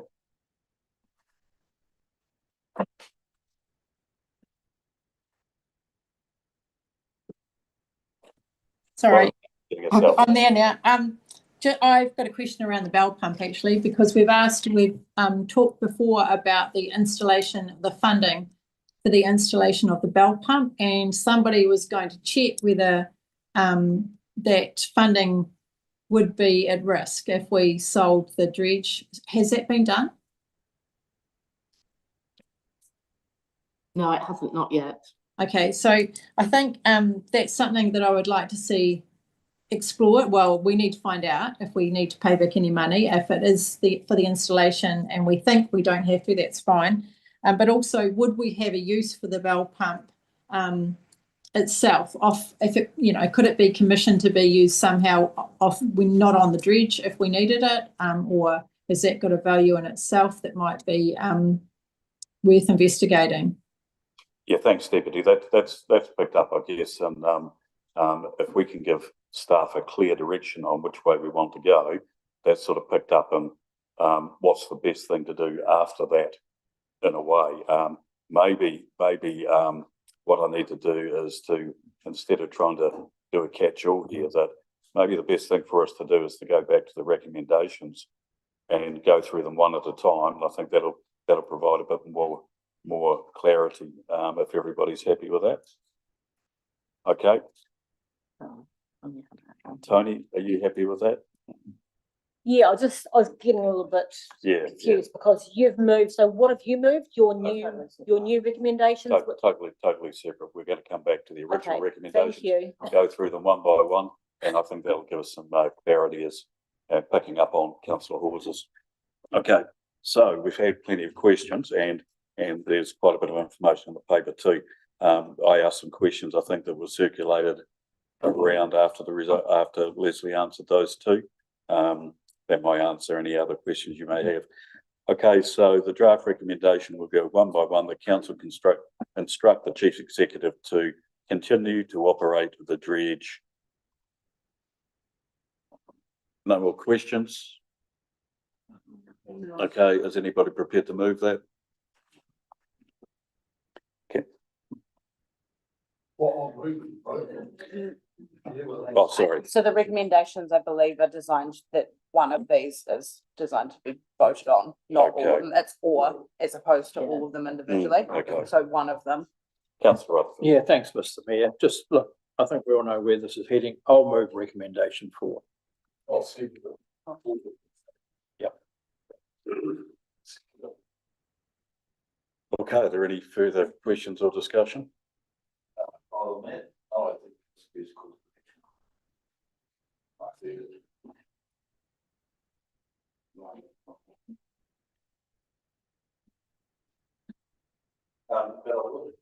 Sorry, but I would point out, Mr.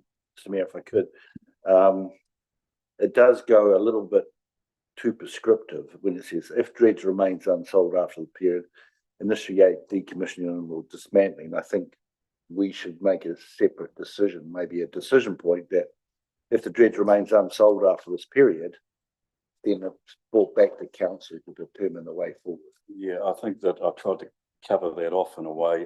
It's a good point. Let me just go back to that. So picking up on what you just said, if the dredge remains unsold, okay, whether it's 3 or 6 months or whatever, the chief executive is to report back to council in August 2026 or whatever that month might be, we decide, with costed options for disposal, alternative use assessed on a best case value.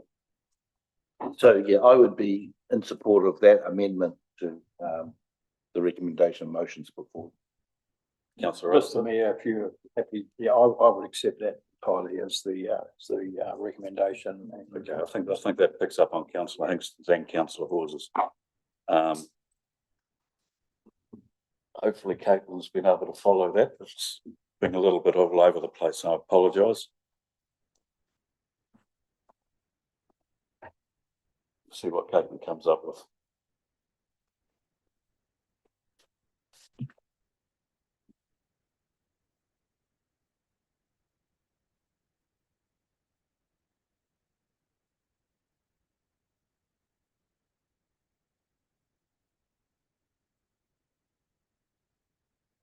You may hum to yourself in the meantime.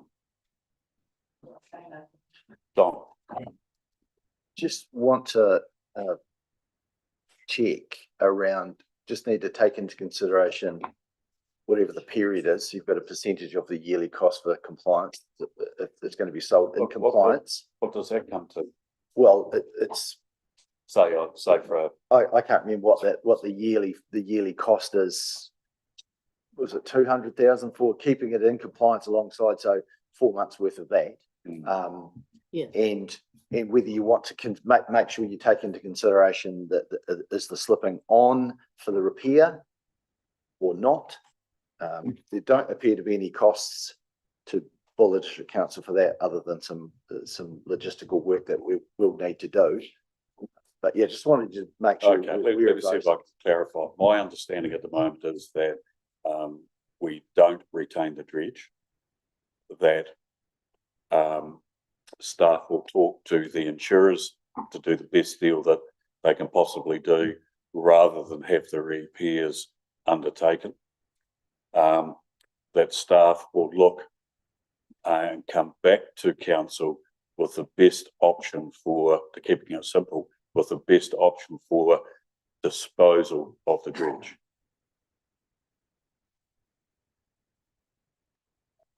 Any comments? Oh, sorry. Yeah, Deputy Mayor.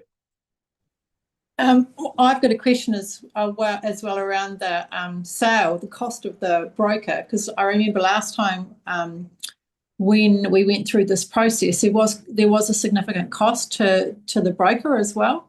And so I just, if we're investigating selling it, we need to understand what that's going to cost us to have it out there and being advertised for 6 months as well. Yeah, that's a good comment. And that's all subject. I mean, on the shipping market, if you're putting something up for sale, then what a commission might be is negotiated at the time. So I would put it to the table that be part and parcel of staff's exercise and responsibility to identify the best cost option for the ratepayers of disposal, which might include sale if they decide that it's worthwhile going down that track. Does that make sense? Councillor Rudd. So when I was prepared to move the amended recommendation that you read out, it was on the basis that it is laid up immediately on the basis. So no, as Dom described to us what that means, and therefore on that basis, the sale would probably be on an as is basis. Yeah. So that's a proposal. Yeah, that's the way I see that recommendation. Yeah, that's correct. Councillor O'Keefe and then Councillor Hawes. So the chair, I'd like to ask Caitlin, what is she written up for? Can you just read that recommendation out again so we're all clear about it, please? So that council instruct the chief executive to lay up the dredge and engage brokers to sell the vessel outright for a period of 6 months. If the dredge remains unsold after this period, the chief executive is to report back to council with costed options for disposal or alternative use assessed on a best value basis. The only change to that, I think you've missed, Caitlin, is that as far as putting it up for sale, rather than putting it up for sale as such, that becomes an option for staff to assess. They may or may not put it up for sale. That's part of the recommendation, or what are we voting on? Leslie, we're getting there, Tony. So I just want to clarify that resolution means we're not going ahead with the insurance repairs. Sure. Okay. Councillor Reynolds. I find this quite ridiculous. We've already heard that it's going to be cheaper to dredge our own lagoon, cheaper with someone else's dredge. So who on earth is going to buy our dredge to do dredge around the country? It's going to be more expensive for them. So no one's going to buy it. We've tried to sell it before. We paid a broker on the past and we found that was a dead loss. No one wants it. Councillor, the sale might mean scrap. I've got a better idea. Look, the debts arose here when it was taken off the company's register and handed to staff to run. The staff that were running it then are gone. So I don't think there's anyone here that's going to be criticised by what I say, because the ones that were involved initially no longer work with the company. We had comments from the CEO at that time who criticised good local knowledge from Captain Barnes and export manager Jackie Mathers, who gave good advice. And that advice was scathingly received by a CEO who spent hundreds of thousands of dollars on what she called expert advice, which, if we look at it in hindsight, was totally worthless. So we need to deal with this, I think, by a subcommittee of some councillors, some people like Barnes and Mathers who have local knowledge, and we need to think outside the square for getting rid of it. Jackie Mathers has already proposed the island setup, and if that comes about, we've got our government gives away about 4% GDP each year for overseas aid. If they could buy it off us as a donation to the islands to satisfy that demand, dispensation can be granted from Maritime New Zealand for a one-off sailing to save the cost of towing it, which would be rather expensive. So it has specific use in the islands. So that needs to be explored. Putting it back on the market and paying a broker to advertise it is wasted money. To be, and like I said, you've got to think outside the square. To be radical about it, it could be advertised on Trade Me, and that may sound radical, but it'll be the cheapest advertising you will ever get. It will cost you nothing. And on whatever that terms of sale is, okay, it's got to be limited. But maybe we can sort of simplify the whole thing, give it another go, by saying that the dredge is going to be laid up. There'll be no further. We'll come to it in just a minute. The dredge is to be laid up. There's to be no more capital spent on it. Any further expense will be minimal while options are looked at for disposal in the best interest of the ratepayers. Something along those lines. We'll go to Colin. Colin, you've kept your eye on this for a long time, haven't you? I think Deputy Mayor had hand up just before I spoke.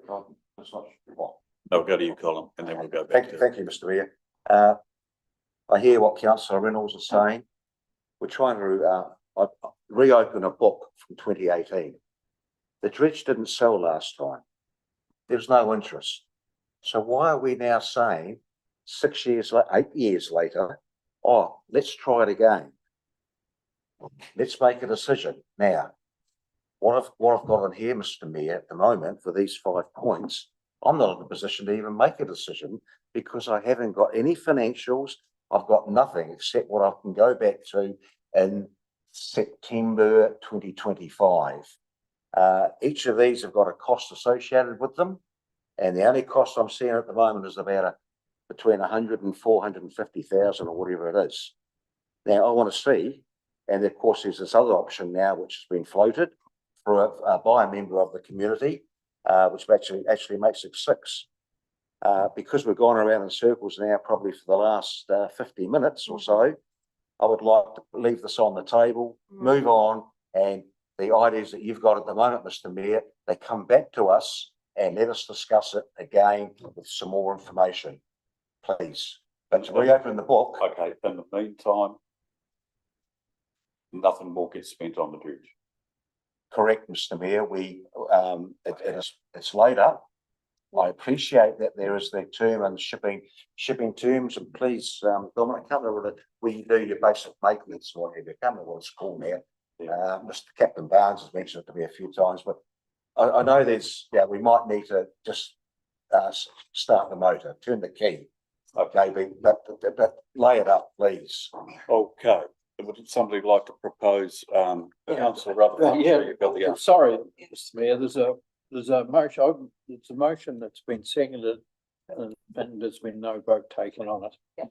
And before, and I'm reluctant to withdraw that motion. I want to see it voted on, and I do believe that a lot of what I've heard around here can be covered off if that motion is passed. this idea about the islands, that can be explored. And it can still fall under the intent of the motion.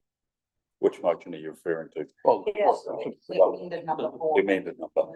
We've got a few on the table. that has been, no, that's been moved and seconded. It has.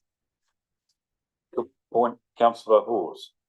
Just before we go on further, I think we're hearing a consensus around the table that sooner rather than later, we don't want to be postponing something and pushing the boat out, to use a slight anyway. So and I think you know, if there's going to be any interest, the interest would be immediate. I mean, if the signal is that this thing's going to be scrapped, that's the next step. Then this thing's available there and then, or it's not available. It's going to be available as metal plate chopped up in a couple of motors. So if anybody wants it for a dredge, they'll move straight away, won't they? So I don't think that we need to be pushing this out 6 months. I think it's just a matter of a couple of months to give it a chance to move or not move. If somebody really wants to negotiate with the Solomon Islands or whoever, then they're welcome to do so. Give them a ring. So is it as easy as this? No more work, no more expenditure, find the best way of Outcome disposal. possible. Yeah, getting rid of them. That's the ring. I think we need to qualify that no more expenditure. It needs expenditure on it to start it up on a, Yeah, that's right. Dominic, Minimal be able to tell us what interval is to make sure the systems in it don't deteriorate. Why do we want to ensure that if we're not going to put it on the market? Well, it stays safe too. The pump the bloody bilges out. Yeah, we need to. I think it was 25,000. Here and there. We can manage a lot of that in-house. Yeah. We have to have an assessment. I have had a discussion with the chief engineer as to what that might look like, but I accept that the intent of what you're saying. We need to do enough so she remains afloat. But you know, the compliance window, if we stop tomorrow, comes down, and if we stop spending to keep in compliance, then that's great saving, but you quite quickly come to an end where it's you know really, and it very much an as is. Okay, so can we try again then? All right, no more work, no more work, care and maintenance. We're taking it again, are we? No, just hang on, we have to work through that. It's a hard one. Okay, no more work, no repairs, care and maintenance at a minimum. Council investigate and report back the best disposal option at the least cost. In the quickest time frame. In the quickest time frame. How does that sound? Good. Right up, Kevin. We've got to Let's vote vote on the on previous motion or withdraw it. Sorry, Mr. Mayor. There's a motion on the table. Yeah. That's been seconded, and I believe that everything you've just said is covered within that motion. The statement lay up the dredge, in fact, it encapsulates everything that's been saying. Thanks, Don, for your clarification about you can still start the bloody, but by the fact that it's laid up, covers up all those things. Okay, the only problem I had with Hogarth's was she still had it and offer it for sale. That's the only issue I had. What have you got at the moment? Can you Caitlin? read it again? Still the same one, so you don't want to engage it for sale? No, we're not saying that. We're saying, as far as what Phil's saying, when it comes to engaging, offering it for sale, whatever, that's covered off in the motion, and that if council are looking for the best way to dispose of it, that will be taken into account. Is that correct? Yep. Obviously, the intention is to sell it, whether you sell it as a dredge or as a cold bucket, it doesn't really matter. Correct. The motion is to lay it up and offer it for sale. In the process, fees. Yeah. Possible timing, cost effective. Yeah. Chief Executive Pickford. Maybe you can come up with something that encapsulates. Oh, sorry. No, A motion it's still on the that table. was agreed upon. So can you read Phil's Yes, motion so out, the please? motion, the motion that was moved and seconded with the amendment from councillor Hankston that was agreed upon by the mover and Yes. seconder, it reads, lay up the dredge and engage brokers to sell the vessel outright for a period of 6 months.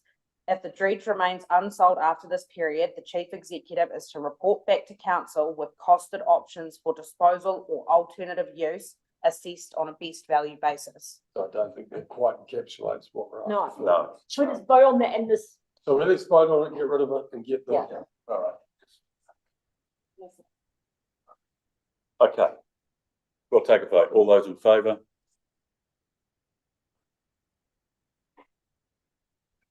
I'll give you a bit more time. Okay, those against?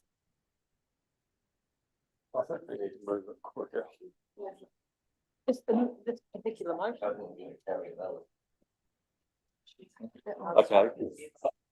I'm going to suggest, if it's in accordance with standing orders that we, yeah, sure, we'll take an adjournment. We'll let staff see if they can work something through for us on this. We don't want 6 months. We don't want a broker. Okay, thank you. We'll take a 10-minute adjournment.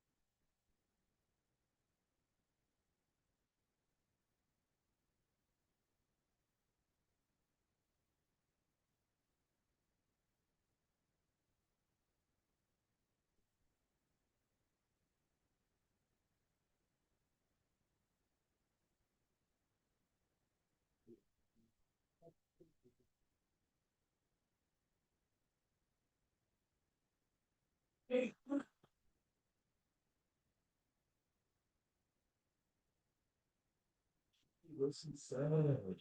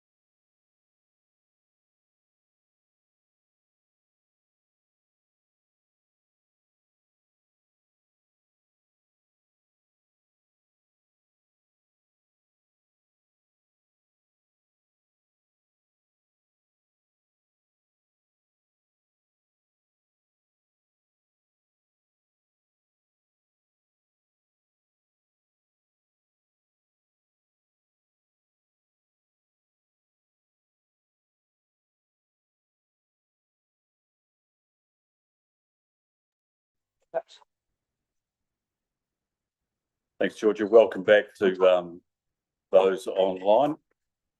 Staff have had a bit of a discussion, done a little bit of work to help us out on the wording that we've been coming up with. So, Caitlin, one moment. Point of order, Mr. Mayor. Yes. We took a vote on the resolution. What was the result of that? From my recollection, it failed. What was the count? So now we're waiting for the wording for a new motion. Sorry? Yeah. Status quo. Okay, councillors, we're online. Okay, Caitlin is just finishing it off and we'll read out some wording that we'll consider. Tony? Firstly, could you just read out whether that motion was lost? The motion was lost. The motion was 5-5, so status quo. Thank you.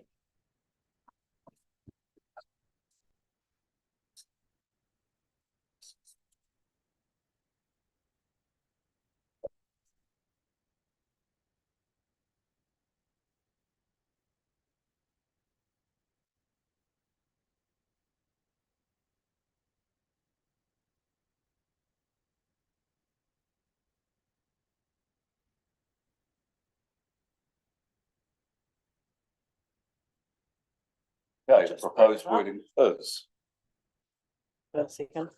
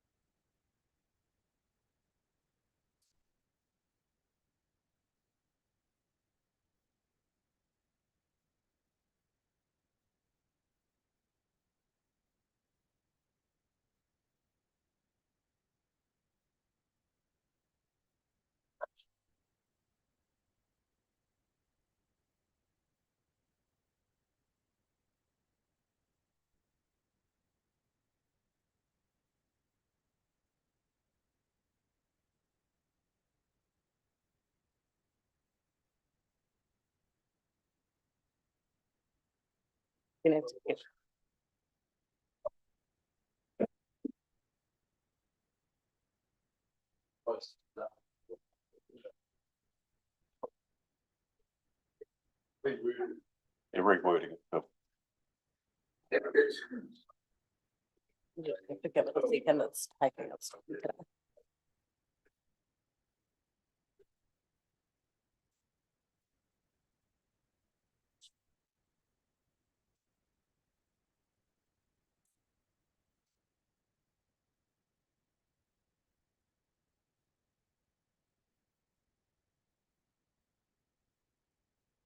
Okay.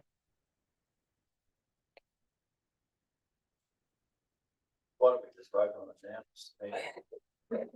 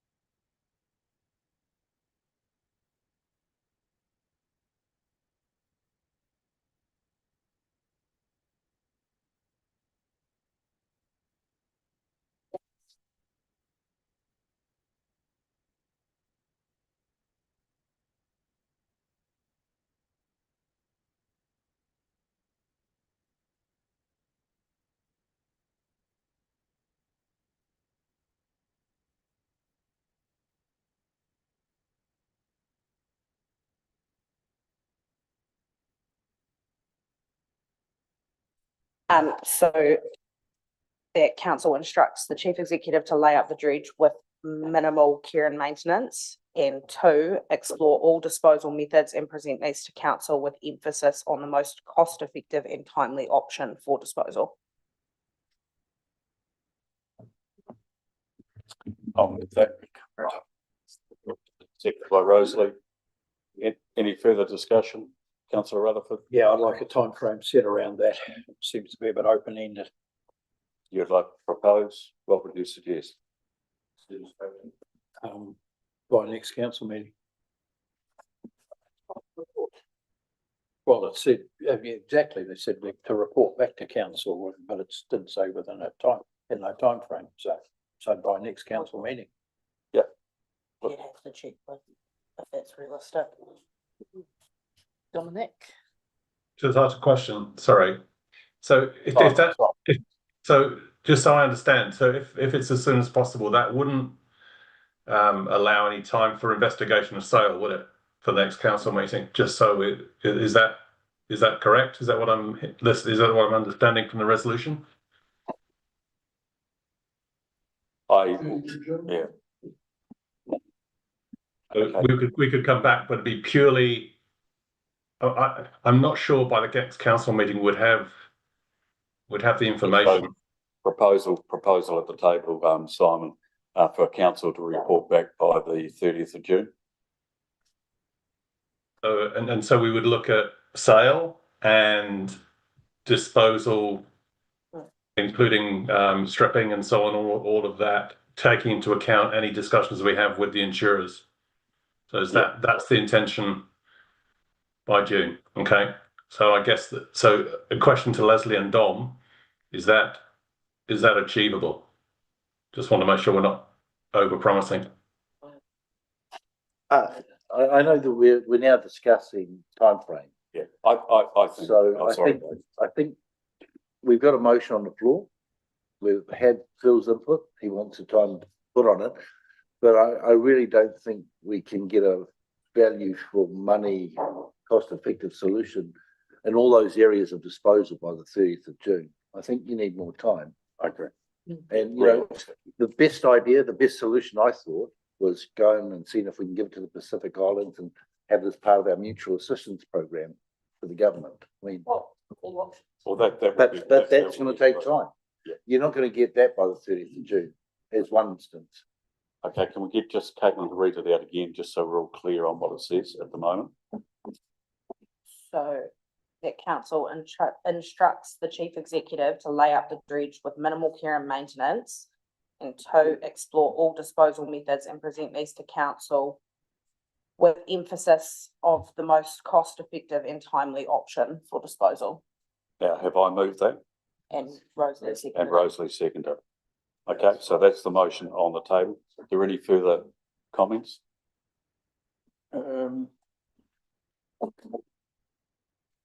Just finalising what my thoughts are there. Okay. It just I think needs a. I mean, does it need a time frame? Because I take the points that Councillor Hawes. If we could have a monthly update, so the first month, the second monthly update. You see, we're getting to a sixth one. Why don't we just add in there with regular updates? Yeah, from staff. A monthly update would be good if that was in there. Okay, I'm sure that staff understand our attention to the matter. Okay, so we've got that motion. Understand what you're saying, councillor. We'll put that to the vote. All those in favour? Those against? Name recorded, please. Okay, thank you, councillor. Okay, so Caitlin, that's carried. Thank you, everybody, for your patience. That was a difficult one for us.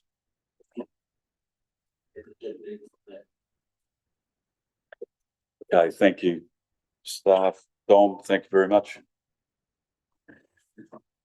Next item on the agenda, item 6.5, District Licensing Committee, further appointments. I see you're in the seat there, Simon, so Bronwyn prepared this.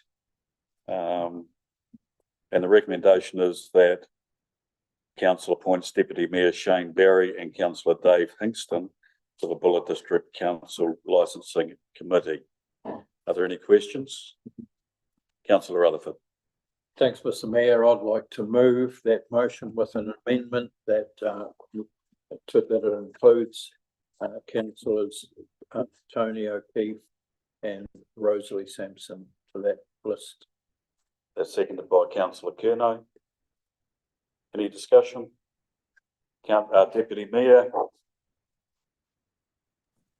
I am happy to be removed from the list and just have the 3 councillors. I only put my name forward if it was needed, so I'm happy for it to be councillor Sampson, O'Keefe and Hingston. Thank you. I just got a couple of questions. Councillor Hingston is in the hospitality business as well, albeit he doesn't sell alcohol, that I'm aware. My question is, in the case where another accommodation provider was competing with you and selling alcohol, would you consider that a reason to recuse yourself on a case-by-case basis? No, you're talking about the difference now between a hotel and a motel. Yeah. So, no, I wouldn't. I'd be in the same class where I would recluse myself if it was on to do with the Club Buller, because I'm a member of Club Buller. I don't see a conflict. So you don't see a conflict of interest on the accommodation? Okay, thanks. That's good.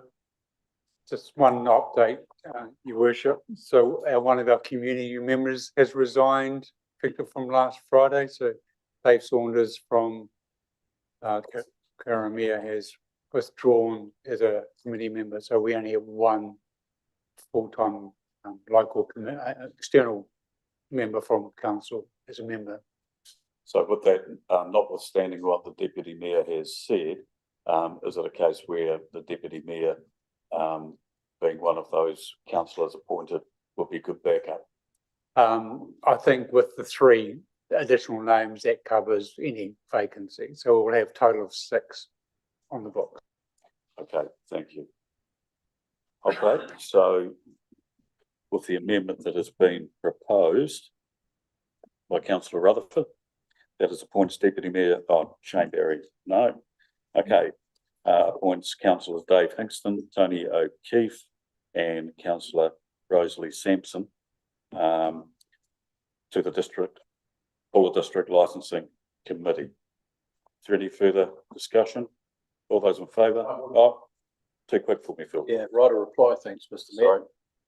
Thank you. Yeah, look, as I move that,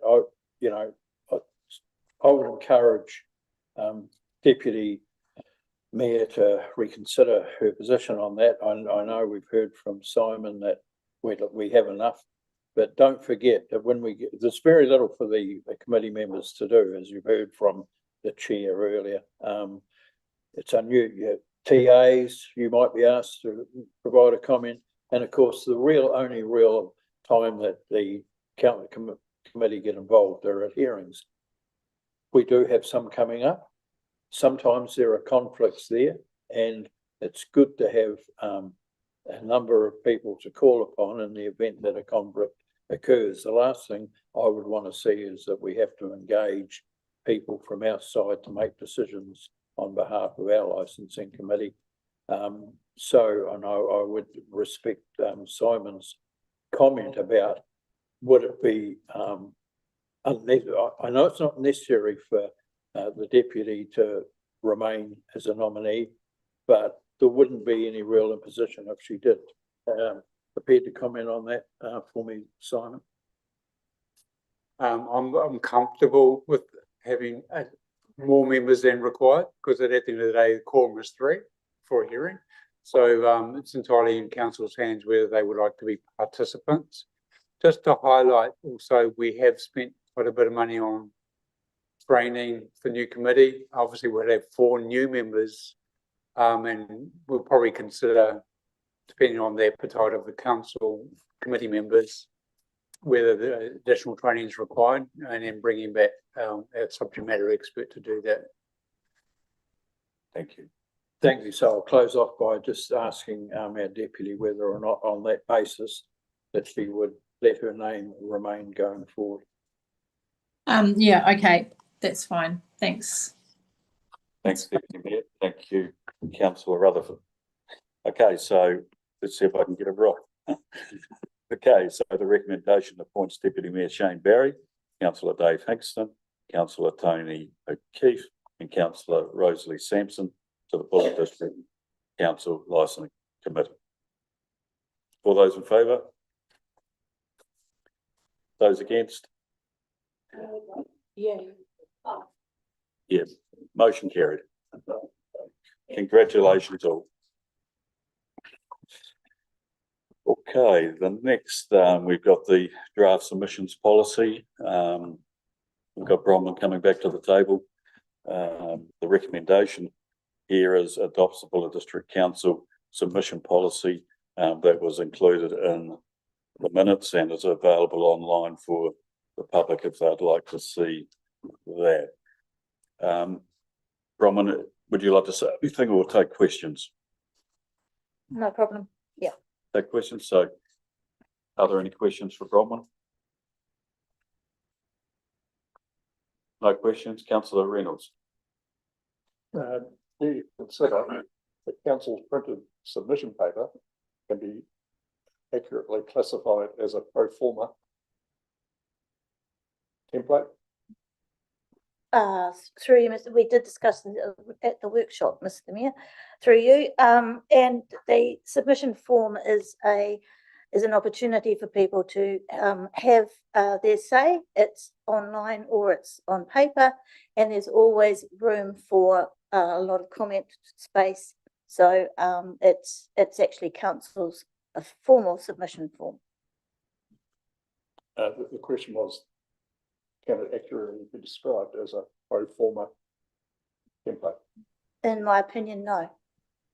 I think what if I can just add through the chair, that what the pro forma is referring to in this policy is everything that's like a templated submission form that is not the official council submission document. I think that's the definition.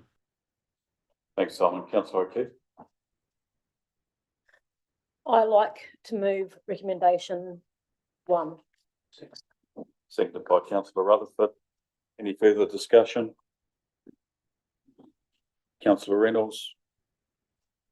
It just gets back to that whole section on pro forma and templated submissions, which I accept that the council staff prepared and council endorsed template for submissions is accurately described as a pro forma, and therefore would fit under all the classifications that are in the draft here as to how they should be accepted.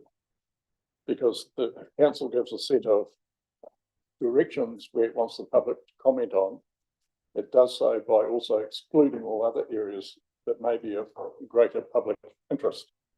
And when the public comment on those areas of greater public interest, in a pro forma that is produced really in no differently to the council prepared one, then it was seen in the long-term plan as a derogatory description to call it a pro forma. But councils is a pro forma in the dictionary definition of that word. And if such, then that whole section on pro forma shouldn't be there. If people prefer to fill council's submission paper in or one prepared independently, they should be viewed absolutely identically. And they weren't the last time because where people, the public asked that they have someone speak for them last time. If they do so on the council's one, they'll get an individual person speak. What council did last time was say, 12 people here have selected the same person to speak for them, therefore we'll only give them one speaking time. They didn't know what those 12 people want to speak on. There's a myriad of different submissions that can be.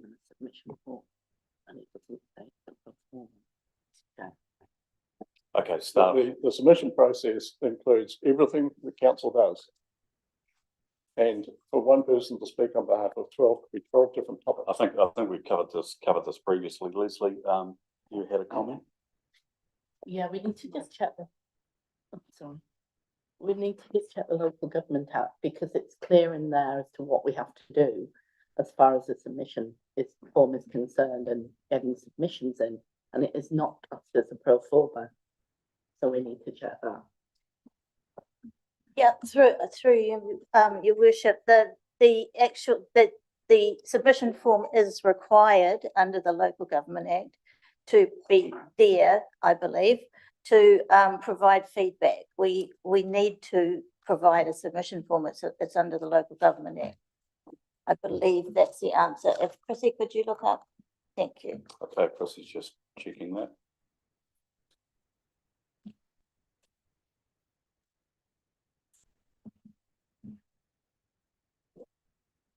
Councillor Sampson in the meantime. Clarity.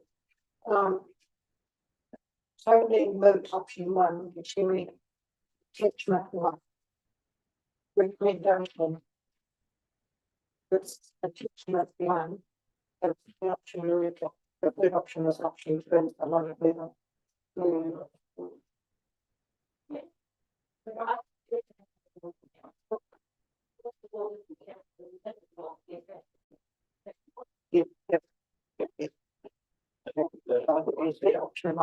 Yep, moved by councillor Keith, seconded by councillor.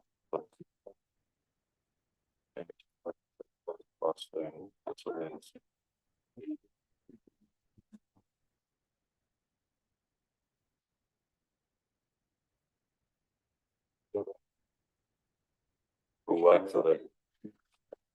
Wait, cleaned up first.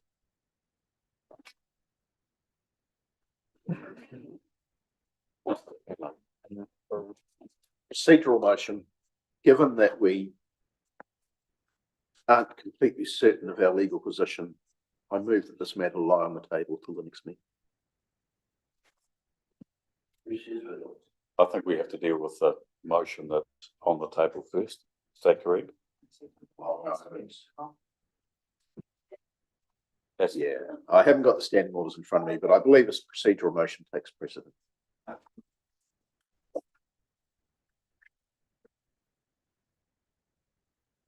Councillor Hingston. Sorry, I'm not sure what you're talking about, Ray. I thought we were just waiting on a definition of what is and isn't a performer. That doesn't really require legal advice, I wouldn't have thought. We're all grown ups here. Legal interpretation. Okay, thank you, councillors. I'll put it, that staff have checked. Okay, so we'll put it back to Leslie or Chrissy. Who would like to speak to that? Leslie. Yeah, in the app, there is no reference to a pro forma as far as a submission form is concerned. So therefore, Mr. Mayor, the dictionary definition covers both the council prepared pro forma and any of the public might submit. But it gets worse because in the paragraphs that under the heading pro forma and templated submissions, it says that if they identify identical comments within the pro forma, they'll only count them as one. Okay, and that denies the public's right to have an individual opinion, because it's not saying we're going to do that with council's pro forma, but only with what they describe as a pro forma, which is the word is templated in there too. Of course, this relates to one that I prepared in the long-term plan. A templated submission is where there's just signatures that go by one set of text. And I avoided that by having different selections that people could make and put their own comments in. So we're dealing with individual submissions, not a templated pro forma as described there. So I would just like that whole section under pro forma to be eliminated, and the rest of the document is fine. Okay, where are we at? Just remind me, the recommendation, has that been moved? Yes, it has. And seconded. Okay. I'd like to move an amendment that the paragraphs under the heading pro forma be eliminated from the document. Councillor Keith? No, I think it's fine. Go away and see it. Yeah, there's no secret. I will see it. Amendment. Okay, so we have a seconder. And speaking to it, Mr. Mayor, speaking to it, it's just a matter of, people's rights. They've got a right to be heard. And if we're trying to make a distinction as to which bit of paper they put their comments through council, that's going to be heard differently, it's not good enough. There's no relation to the word pro forma in the Act. It's a dictionary definition for prepared submission form. Okay? So it doesn't matter who prepares it, it's still a pro forma. If we accept this statement here under pro forma, then it applies equally to council's pro forma. And I'm sure we're not going to say a whole lot of people all put their comments into one box, therefore we're only going to count it once. That would be unfair. So it doesn't need any relation to pro forma because it's not valid. Council's ones are pro forma, individually written ones are pro formas, just eliminated and the rest of the document is fine. Thank you. Thank you, councillor Curnow. I believe Winston Churchill once said that democracy is a very imperfect form of government, but no one has discovered a better one yet. And that's my reasoning for supporting Councillor Redden's amendment. Yes, it can be a cumbersome and burdensome process, but I believe that we have to give people the entitlement to participate in our democratic process. It's my seconding. Councillor Hexton and then councillor Rutherford. I don't see a performer or a template or a submission, whatever you want to call it, is stopping people's democratic rights. Listen, I'm happy to support you, Paul, if it just means taking out the reference to performer, but I would quote Homer Simpson and say, well, let the baby have his bottle. Okay, thank you, councillor. Now, Chrissy has got some breaking news for us. Just no pressure. Just having a look at the LGA, exactly what it says. So under the principles, we need to be able to let everyone have their view to councillor's point.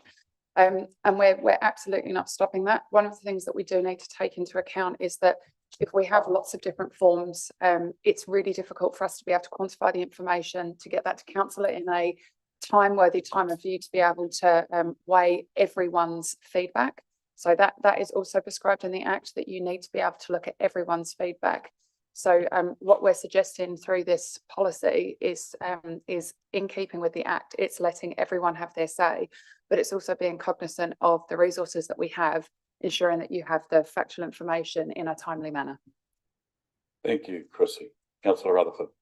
Thanks, Mr. Mayor. I don't see anything in this clause, this paragraph, that takes away the ability for our community to provide feedback and to be considered. I believe it should be left in there because it does clarify. If it's not in there, I believe it could lead to confusion. I see nothing in here that prevents our community from providing feedback and making submissions. Thank you, councillor Keith. So I moved the first. Did anyone second me? Yeah, and then you wanted to move an amendment. You seconded that, but as the initial mover. No. Hang on. Okay. Caitlin's got a. So what I would suggest is you've had an amendment proposed, you've got a mover and a seconder for the amendment. So you vote on just the amendment, and then if that carries, we will tack it in to be the substantive motion. Councillor Hawes, before we do that. I hate to stretch the process out, but the form does, as it is, ask the question around a particular thing that council's concerned on getting feedback on, but alongside that allows for anything that people wish to write at all, including I wish to be heard. So therefore, from my view, the form perfectly fulfills the function of allowing people to engage in any of the process just by writing alongside in it, I wish to be heard. Thank you, councillor. Okay, so we have an amendment to the motion on the table. I suggest we take a vote on that. Okay. Councillor Hawes and maybe some others around the table have missed the point. Because this clause under pro forma affects how council views its own pro forma. And reading to you, considering submissions, council will focus on the substance of the issues, views and matters raised, rather than the number of times identical points are repeated. In every other submission, we've had the numbers reported, how many are for, how many against. You can no longer do that with council submission because you've eliminated it there. Point of order. You only to view them. There's actually no right of reply to an amendment movement. So. Okay, thank you for that clarification. Councillor Curnow, is that correct?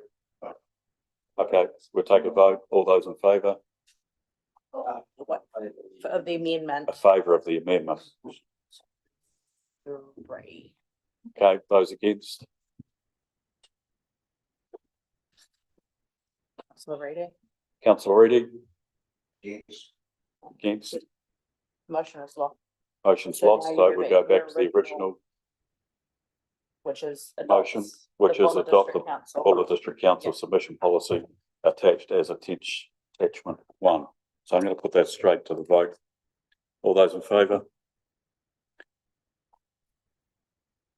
Those against? Okay, thank you. Motion carried. Item 7.1 is the Mayor's monthly update report, including action log 20,000 and 2026. Okay, I'll take it as happy to take any questions on that. Councillor Reedy. I haven't got it in front of me at the moment, but one of them, you had an internal, incoming letter from the RSA discussing, the subject matter's on there. I note there's no outward. Have you not responded to that letter yet? Not as yet. That's a discussion that I'll continue to have with the CE before a response goes back. I'm happy to discuss that with you too, about what we might go back with on that, Colin. Okay, and I do apologise, Mr. Mayor, I haven't got the other one in front of me. If I can just come back. Yeah. Yeah, that's fine. Okay, any further questions, Councillor Ruff? Yeah, look, I'll start by moving draft for recommendation 1. So thank you for a comprehensive update on activity. Yeah, it's what I like to see, and I think, as I say, I don't have any specific questions. I'm happy to move for recommendation 1, hold on from 2 until for further discussion. Okay, thank you. I'm happy to second that. Oh, I can't. Okay, I wrote it. Okay, thank you, Councillor Hingston. Okay, I'll just make comment that it's remains work in progress. So we'll keep on working on that. Any further discussion? Councillor Hingston? Yeah, I just want to say, I mean, I know we had a lot of media coverage on, the first Mayor's report and all the, and I want to just reassure people that that was all done in a constructive manner, not in a adversarial manner. And I just want to say, credit where credit's due. This has shown progressive improvement to the point where I think that it's not only fit for purpose, it's starting to become an exemplar for how we should be reporting in this manner. So thank you, Councillor. Appreciate that. Deputy Mayor? I just want to ask a question around Patrick Volk's correspondence around the car parking at Punakaiki. I mean, we met with Patrick. Anthony, you were there. I just wondered whether we give Doc any feedback on it, because I do agree with Patrick, 20 minutes is neither here nor there. Do we have the opportunity to advocate or do we give feedback at all? I think Deputy Mayor, that that's something that we touched on, if I remember correctly, last week. We haven't responded to Patrick. We did have a meeting arranged this week, but that's now postponed. And I think we do need to get back together and discuss what our response to that would be. Well, I just really, Chris, do we need to do that, or do we respond to Doc? Like I think that's what we need to discuss, in my opinion. I think the discussion should be had with Doc before we meet with Patrick. Okay, thanks. Okay, thanks for that. Okay. Thank you, everyone. Okay, vote on it. All those in favour? Against? Thank you very much. That's carried. And we'll move on to the Chief Executive's. You've got recommendation. Oh, sorry. I only moved, we just voted on draft recommendation 1. Okay, my apologies. I'm starting to get a bit tired. So, draft recommendation 1 receives the Mayor monthly update report.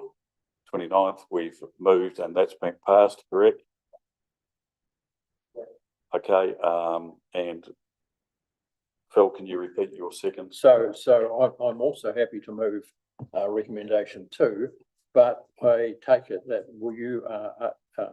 we are able to provide some direction right at now, and if so, I want to provide some direction.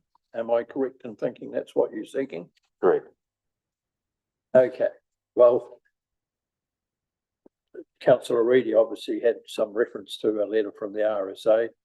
And as you, Councillor Reedy, you found it, you want to make some comment? Yes, sure. No, I've already asked the question. There was inward correspondence. I was just asking, has it been responded to as yet? Okay. So on that basis, Mr. Mayor, I do wish to comment on the inwards better and how you may respond. I, as a council, would find it difficult to give them, as the RSA, any rate relief. They run a commercial operation there. If you were to give them rate relief, the club, the hotels, every man in his dog would be seeking rate relief because they're all under the pump at the moment. I don't think it would be appropriate to provide a rate relief to the RSA. That's my view. Thank you, Councillor. Noted. Councillor Hingston, did you have a? Yeah, no, I support Phil in that. It's a commercial operation. There are things that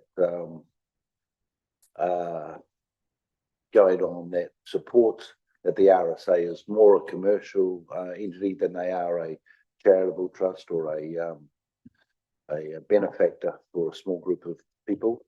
So I support Phil's assessment that they shouldn't be entitled to a rates review because it will start a snowballing effect with other hospitaliers. Thank you, Councillor. Are there any other views around the table we can take away? Councillor Reedy. Thank you, Mr. Mayor. I disagree that the RSA is a commercial operation. It's there for a purpose. Unfortunately, they're in the same position as a lot of other people. There is nothing in the Rating Act that says that they can have any relief, as the same way that hospitals and schools and what have you can have, either be non-rateable and what have you, museums and the like. I've checked the Rating Act. There's nothing in there to suggest that they are able to achieve have rates relief.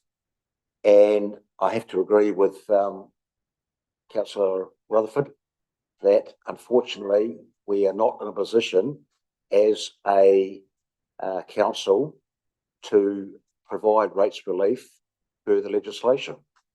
The legislation does not allow it. I'll just leave it at that. Thanks. Thanks, Councillor. Councillor O'Keefe. So have we just moved draft recommendation 1? Correct. All right. Okay. Okay, so number 2, that was to provide councillors with the opportunity to give feedback directions, which has come from Councillor Rutherford, Councillor Hickson, and Councillor Reedy. I would suggest that the Chief Executive and I will take that into consideration in our response.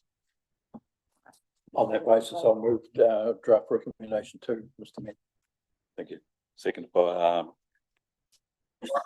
moved by Councillor Rutherford, seconded by Councillor Hingston. Thank you. No further comments. All those in favour? Those against? Motion passed. Thank you. Okay, the agenda item 8.1, Chief Executive Officer's report. I thought Simon had run out of the room there, but he's back. Oh, the phone rang. Okay, so the recommendation, the Chief Executive Officer report dated 29th of April 2026 be received. I'm sure Simon's happy to take any questions. Is there anything you'd like to say before that, Simon? No, happy to take questions, Mr. Mayor. Okay, thank you. Are there any questions for Simon, Deputy Mayor? And then Councillor Rutherford. I've got two things. One is a comment, one's a question. So first, a comment around the community letter and the cell tower. I think that your letter back to the community group was really good, Simon. We can't do anything, but I do agree with their concerns, and that there are other areas that a cell tower could go. So I'm glad that we recommended to the company that they liaise more with that group in the community. My question was around Francois being unable to fulfil the director appointment for the shareholders forum group, for the director appointment. How does that work now, as we voted him as our person, our iwi person? So the discussion that was had at council was, my recollection was around having two iwi reps on that, and council chose Francois because of the having the infrastructure in the ground. So Francois was going to be the rep, but in the end he's just not able to do that. So Paul will fill that. So yeah, he stepped back and Paul will take that role.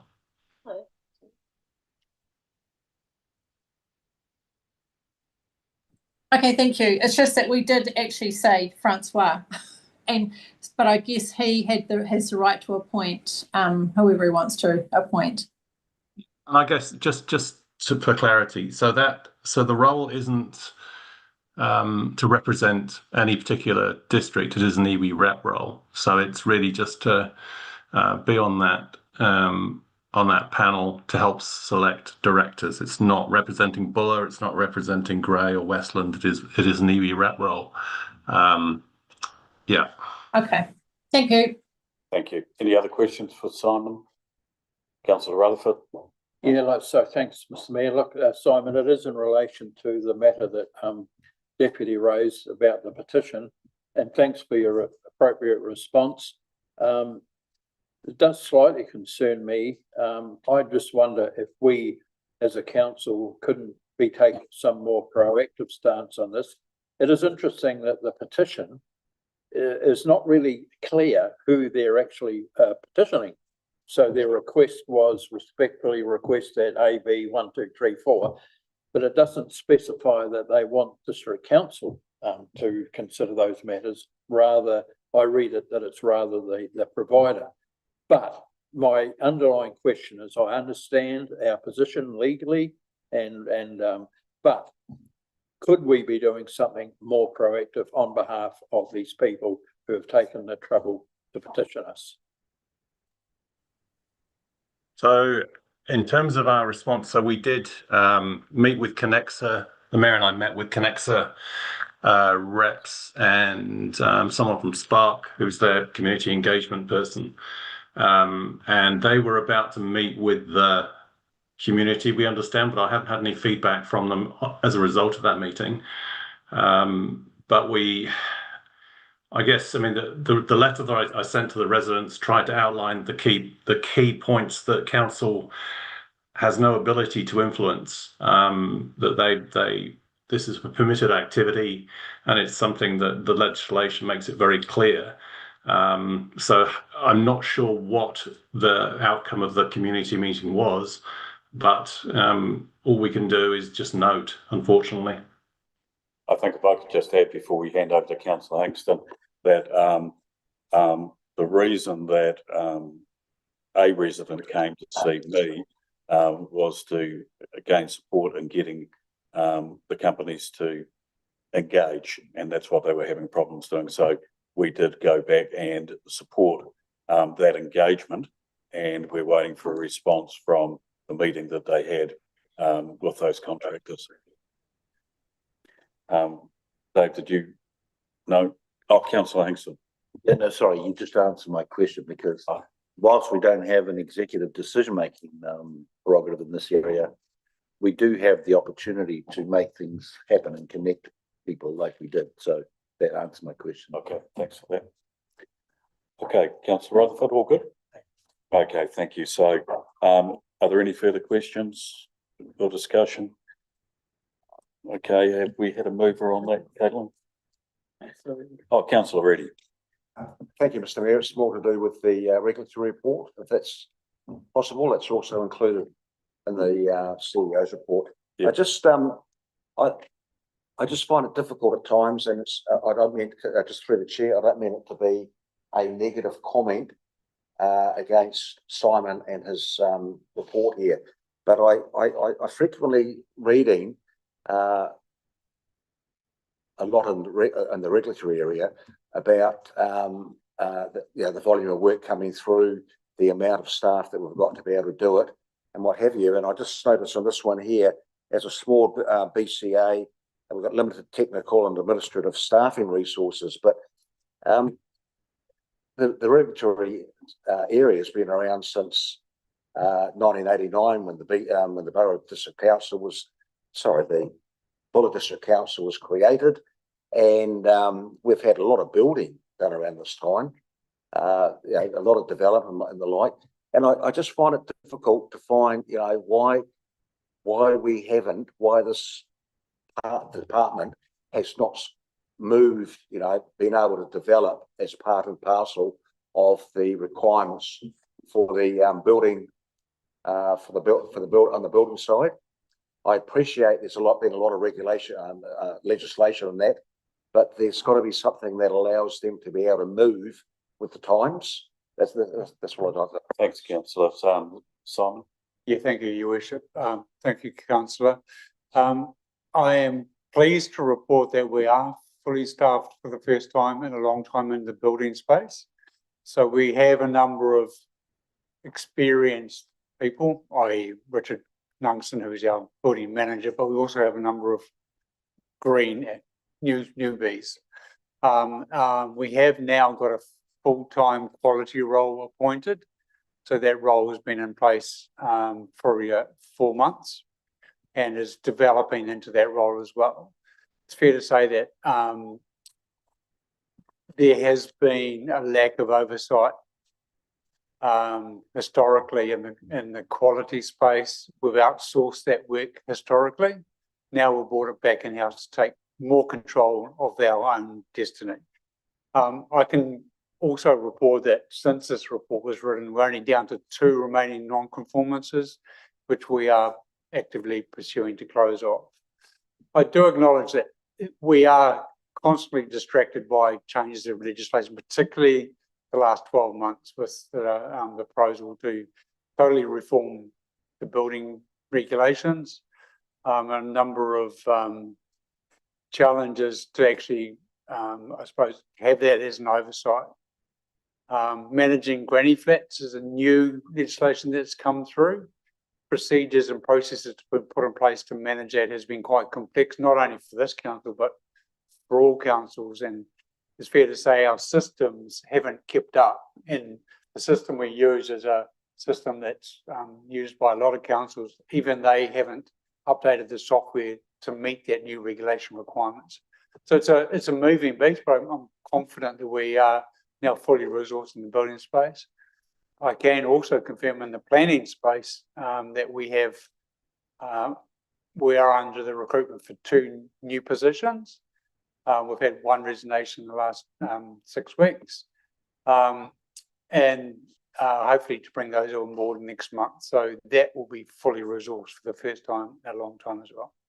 So we're in a transition phase, but I'm confident we'll get to be a better performing regulatory department. Thank you. Another one from to Councillor. Thank you, Mr. Mayor. I just want to say thank you. I did not mean to be will sound negative. I know they've been under the pump for a while. And I know Simon has referred to before about technology not being able to catch up with with what the government is, what Central is saying. So for me, good stuff, and only getting better. Thank you. Thanks, councillor. Your Worship, just one further comment. The challenges we have with the TTPP, as we all know, and the current situation where our planning team were submitters on the plan and pretty well covered majority of topics to ensure that we had the ability to be appellants and at the mediation table. You know, it's by doing that we can be at the table, but also creates an extra workload and burden on particularly Carissa, our planning manager, in that space. But we have the ability to make a difference and make sure we've got our best foot forward. Thanks, Simon. Councillor Hawes. Well, I guess it just brings me to page 314, which got a graph there showing that our building consents and etc. fall off a cliff. And so, I mean, two parts of what I was just asking about. Are we still engaged with other councils that may be in a different position to be able to offer that role of processing consents? That was first question. You want to go for that one? Yeah, so we have recently signed an MOU, not recently, the last 6 months, with the other two West Coast councils. There's a support mechanism, so with Westland and Grey. We also have an MOU with Selwyn District Council to offer additional support. It's fair to say that the skill level needs to lift a bit, and we've obviously our newbies are going through a significant amount of training to get competency to be able to be outsourced to other departments. So that's a priority getting them. In terms of you can see month of March is considerable lift. We've had a very, very quiet period through Christmas period. You'll also see in the planning space, we've had a record limbs and a number of subdivision applications that have come through as well. So very busy on the planning side and a number of consents coming through. The building, as we all know, is very reliant on economic factors. But there are a number of developments in the pipeline that we know, particularly in Reefton, that will see them getting very busy again in the near future. Yeah, so I guess the lead on from that was just around, you know, are you finding effects coming in from the changes that allowed construction of certain size buildings? Is that having an effect? Have you noticed any interest and uptake on the lower level of cost involved in granny flats that we've? Yeah, definitely we'll see a revenue hit with the legislation allowing for granny flats to be progressed. We are, and we have this in the new proposed annual plan, providing a discounted fee structure for granny flats, mainly to give the future purchaser of a property assurance that it still had some sort of oversight, rather than it to be let by an independent contractor. So that's an offer that the owner may take up. It's entirely in their court. There is still a requirement that they do a PIMP for that anyway, so it's still a revenue stream coming from that. The other thing that council needs to be aware of, there are private BCAs that some locals are now going to private BCAs. There's quite a large one based out of Christchurch now. And obviously that is of concern in terms of where that industry is going. Thanks, Simon. Councillor Higgins.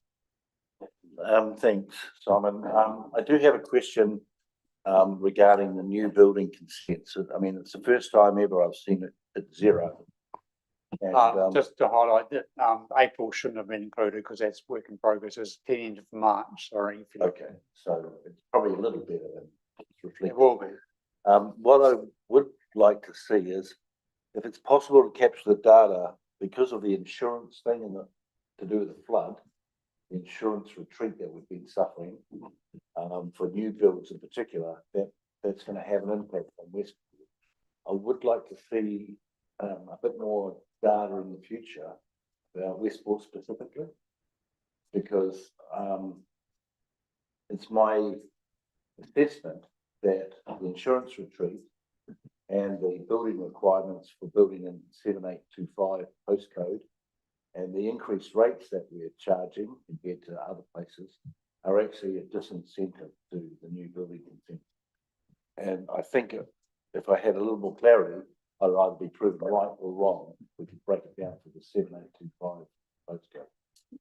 Because bear in mind, 7825 also includes some of the property on the other side of the river as well. Yeah.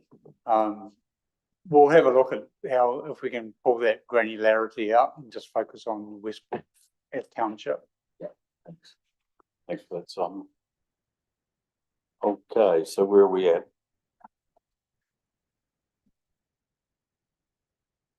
Okay, we've got to move on that, Caitlin, or we've got to go through that. Okay.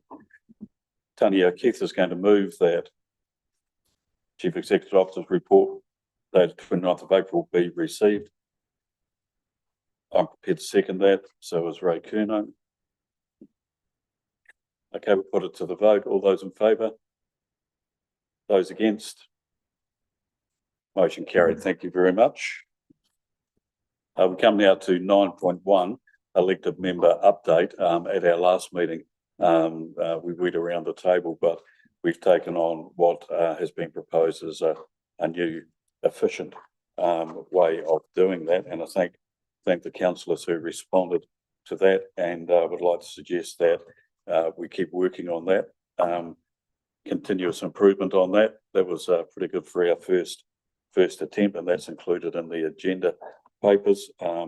So let's see whether we can expand on that and improve on that for next month. Are there any questions arising from any of the elected members' comments? Nothing between each other? Nothing from me? Okay, we'll put it to the vote. All those in favour? Second. Tony? Yeah. Yeah. Thank you. And I'll second that.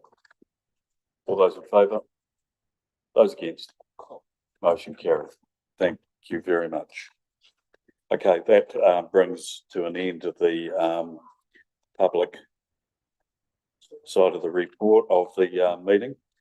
So now we're going to move into the recommendation that the public be excluded from the following parts of the proceedings of this meeting. The agenda item being 10.1 smart contract extension for 2026-2027. The reasons for confidentiality, Lagoima section 7. 2, subject to section 6817, the section applies only if and only withholding of information is necessary. 2, protect information we're making available of information would likely be unreasonably to prejudice the commercial position of the person who is supplied or is subject to the information, or enable any local authority holding the information to carry on without prejudice or disadvantage negotiations, including commercial and industrial negotiations. I think that's it. I'll move that. Moved by Councillor Keith. We have a seconder. Seconded by Councillor Kingston. Any further discussion? Kingston? Starting to get late at night. All those in favour? Those against? Thank you. That's motion carried. Thank you, Ellen. Thanks to everybody on public for watching. And we look forward to seeing you at our next meeting. We'll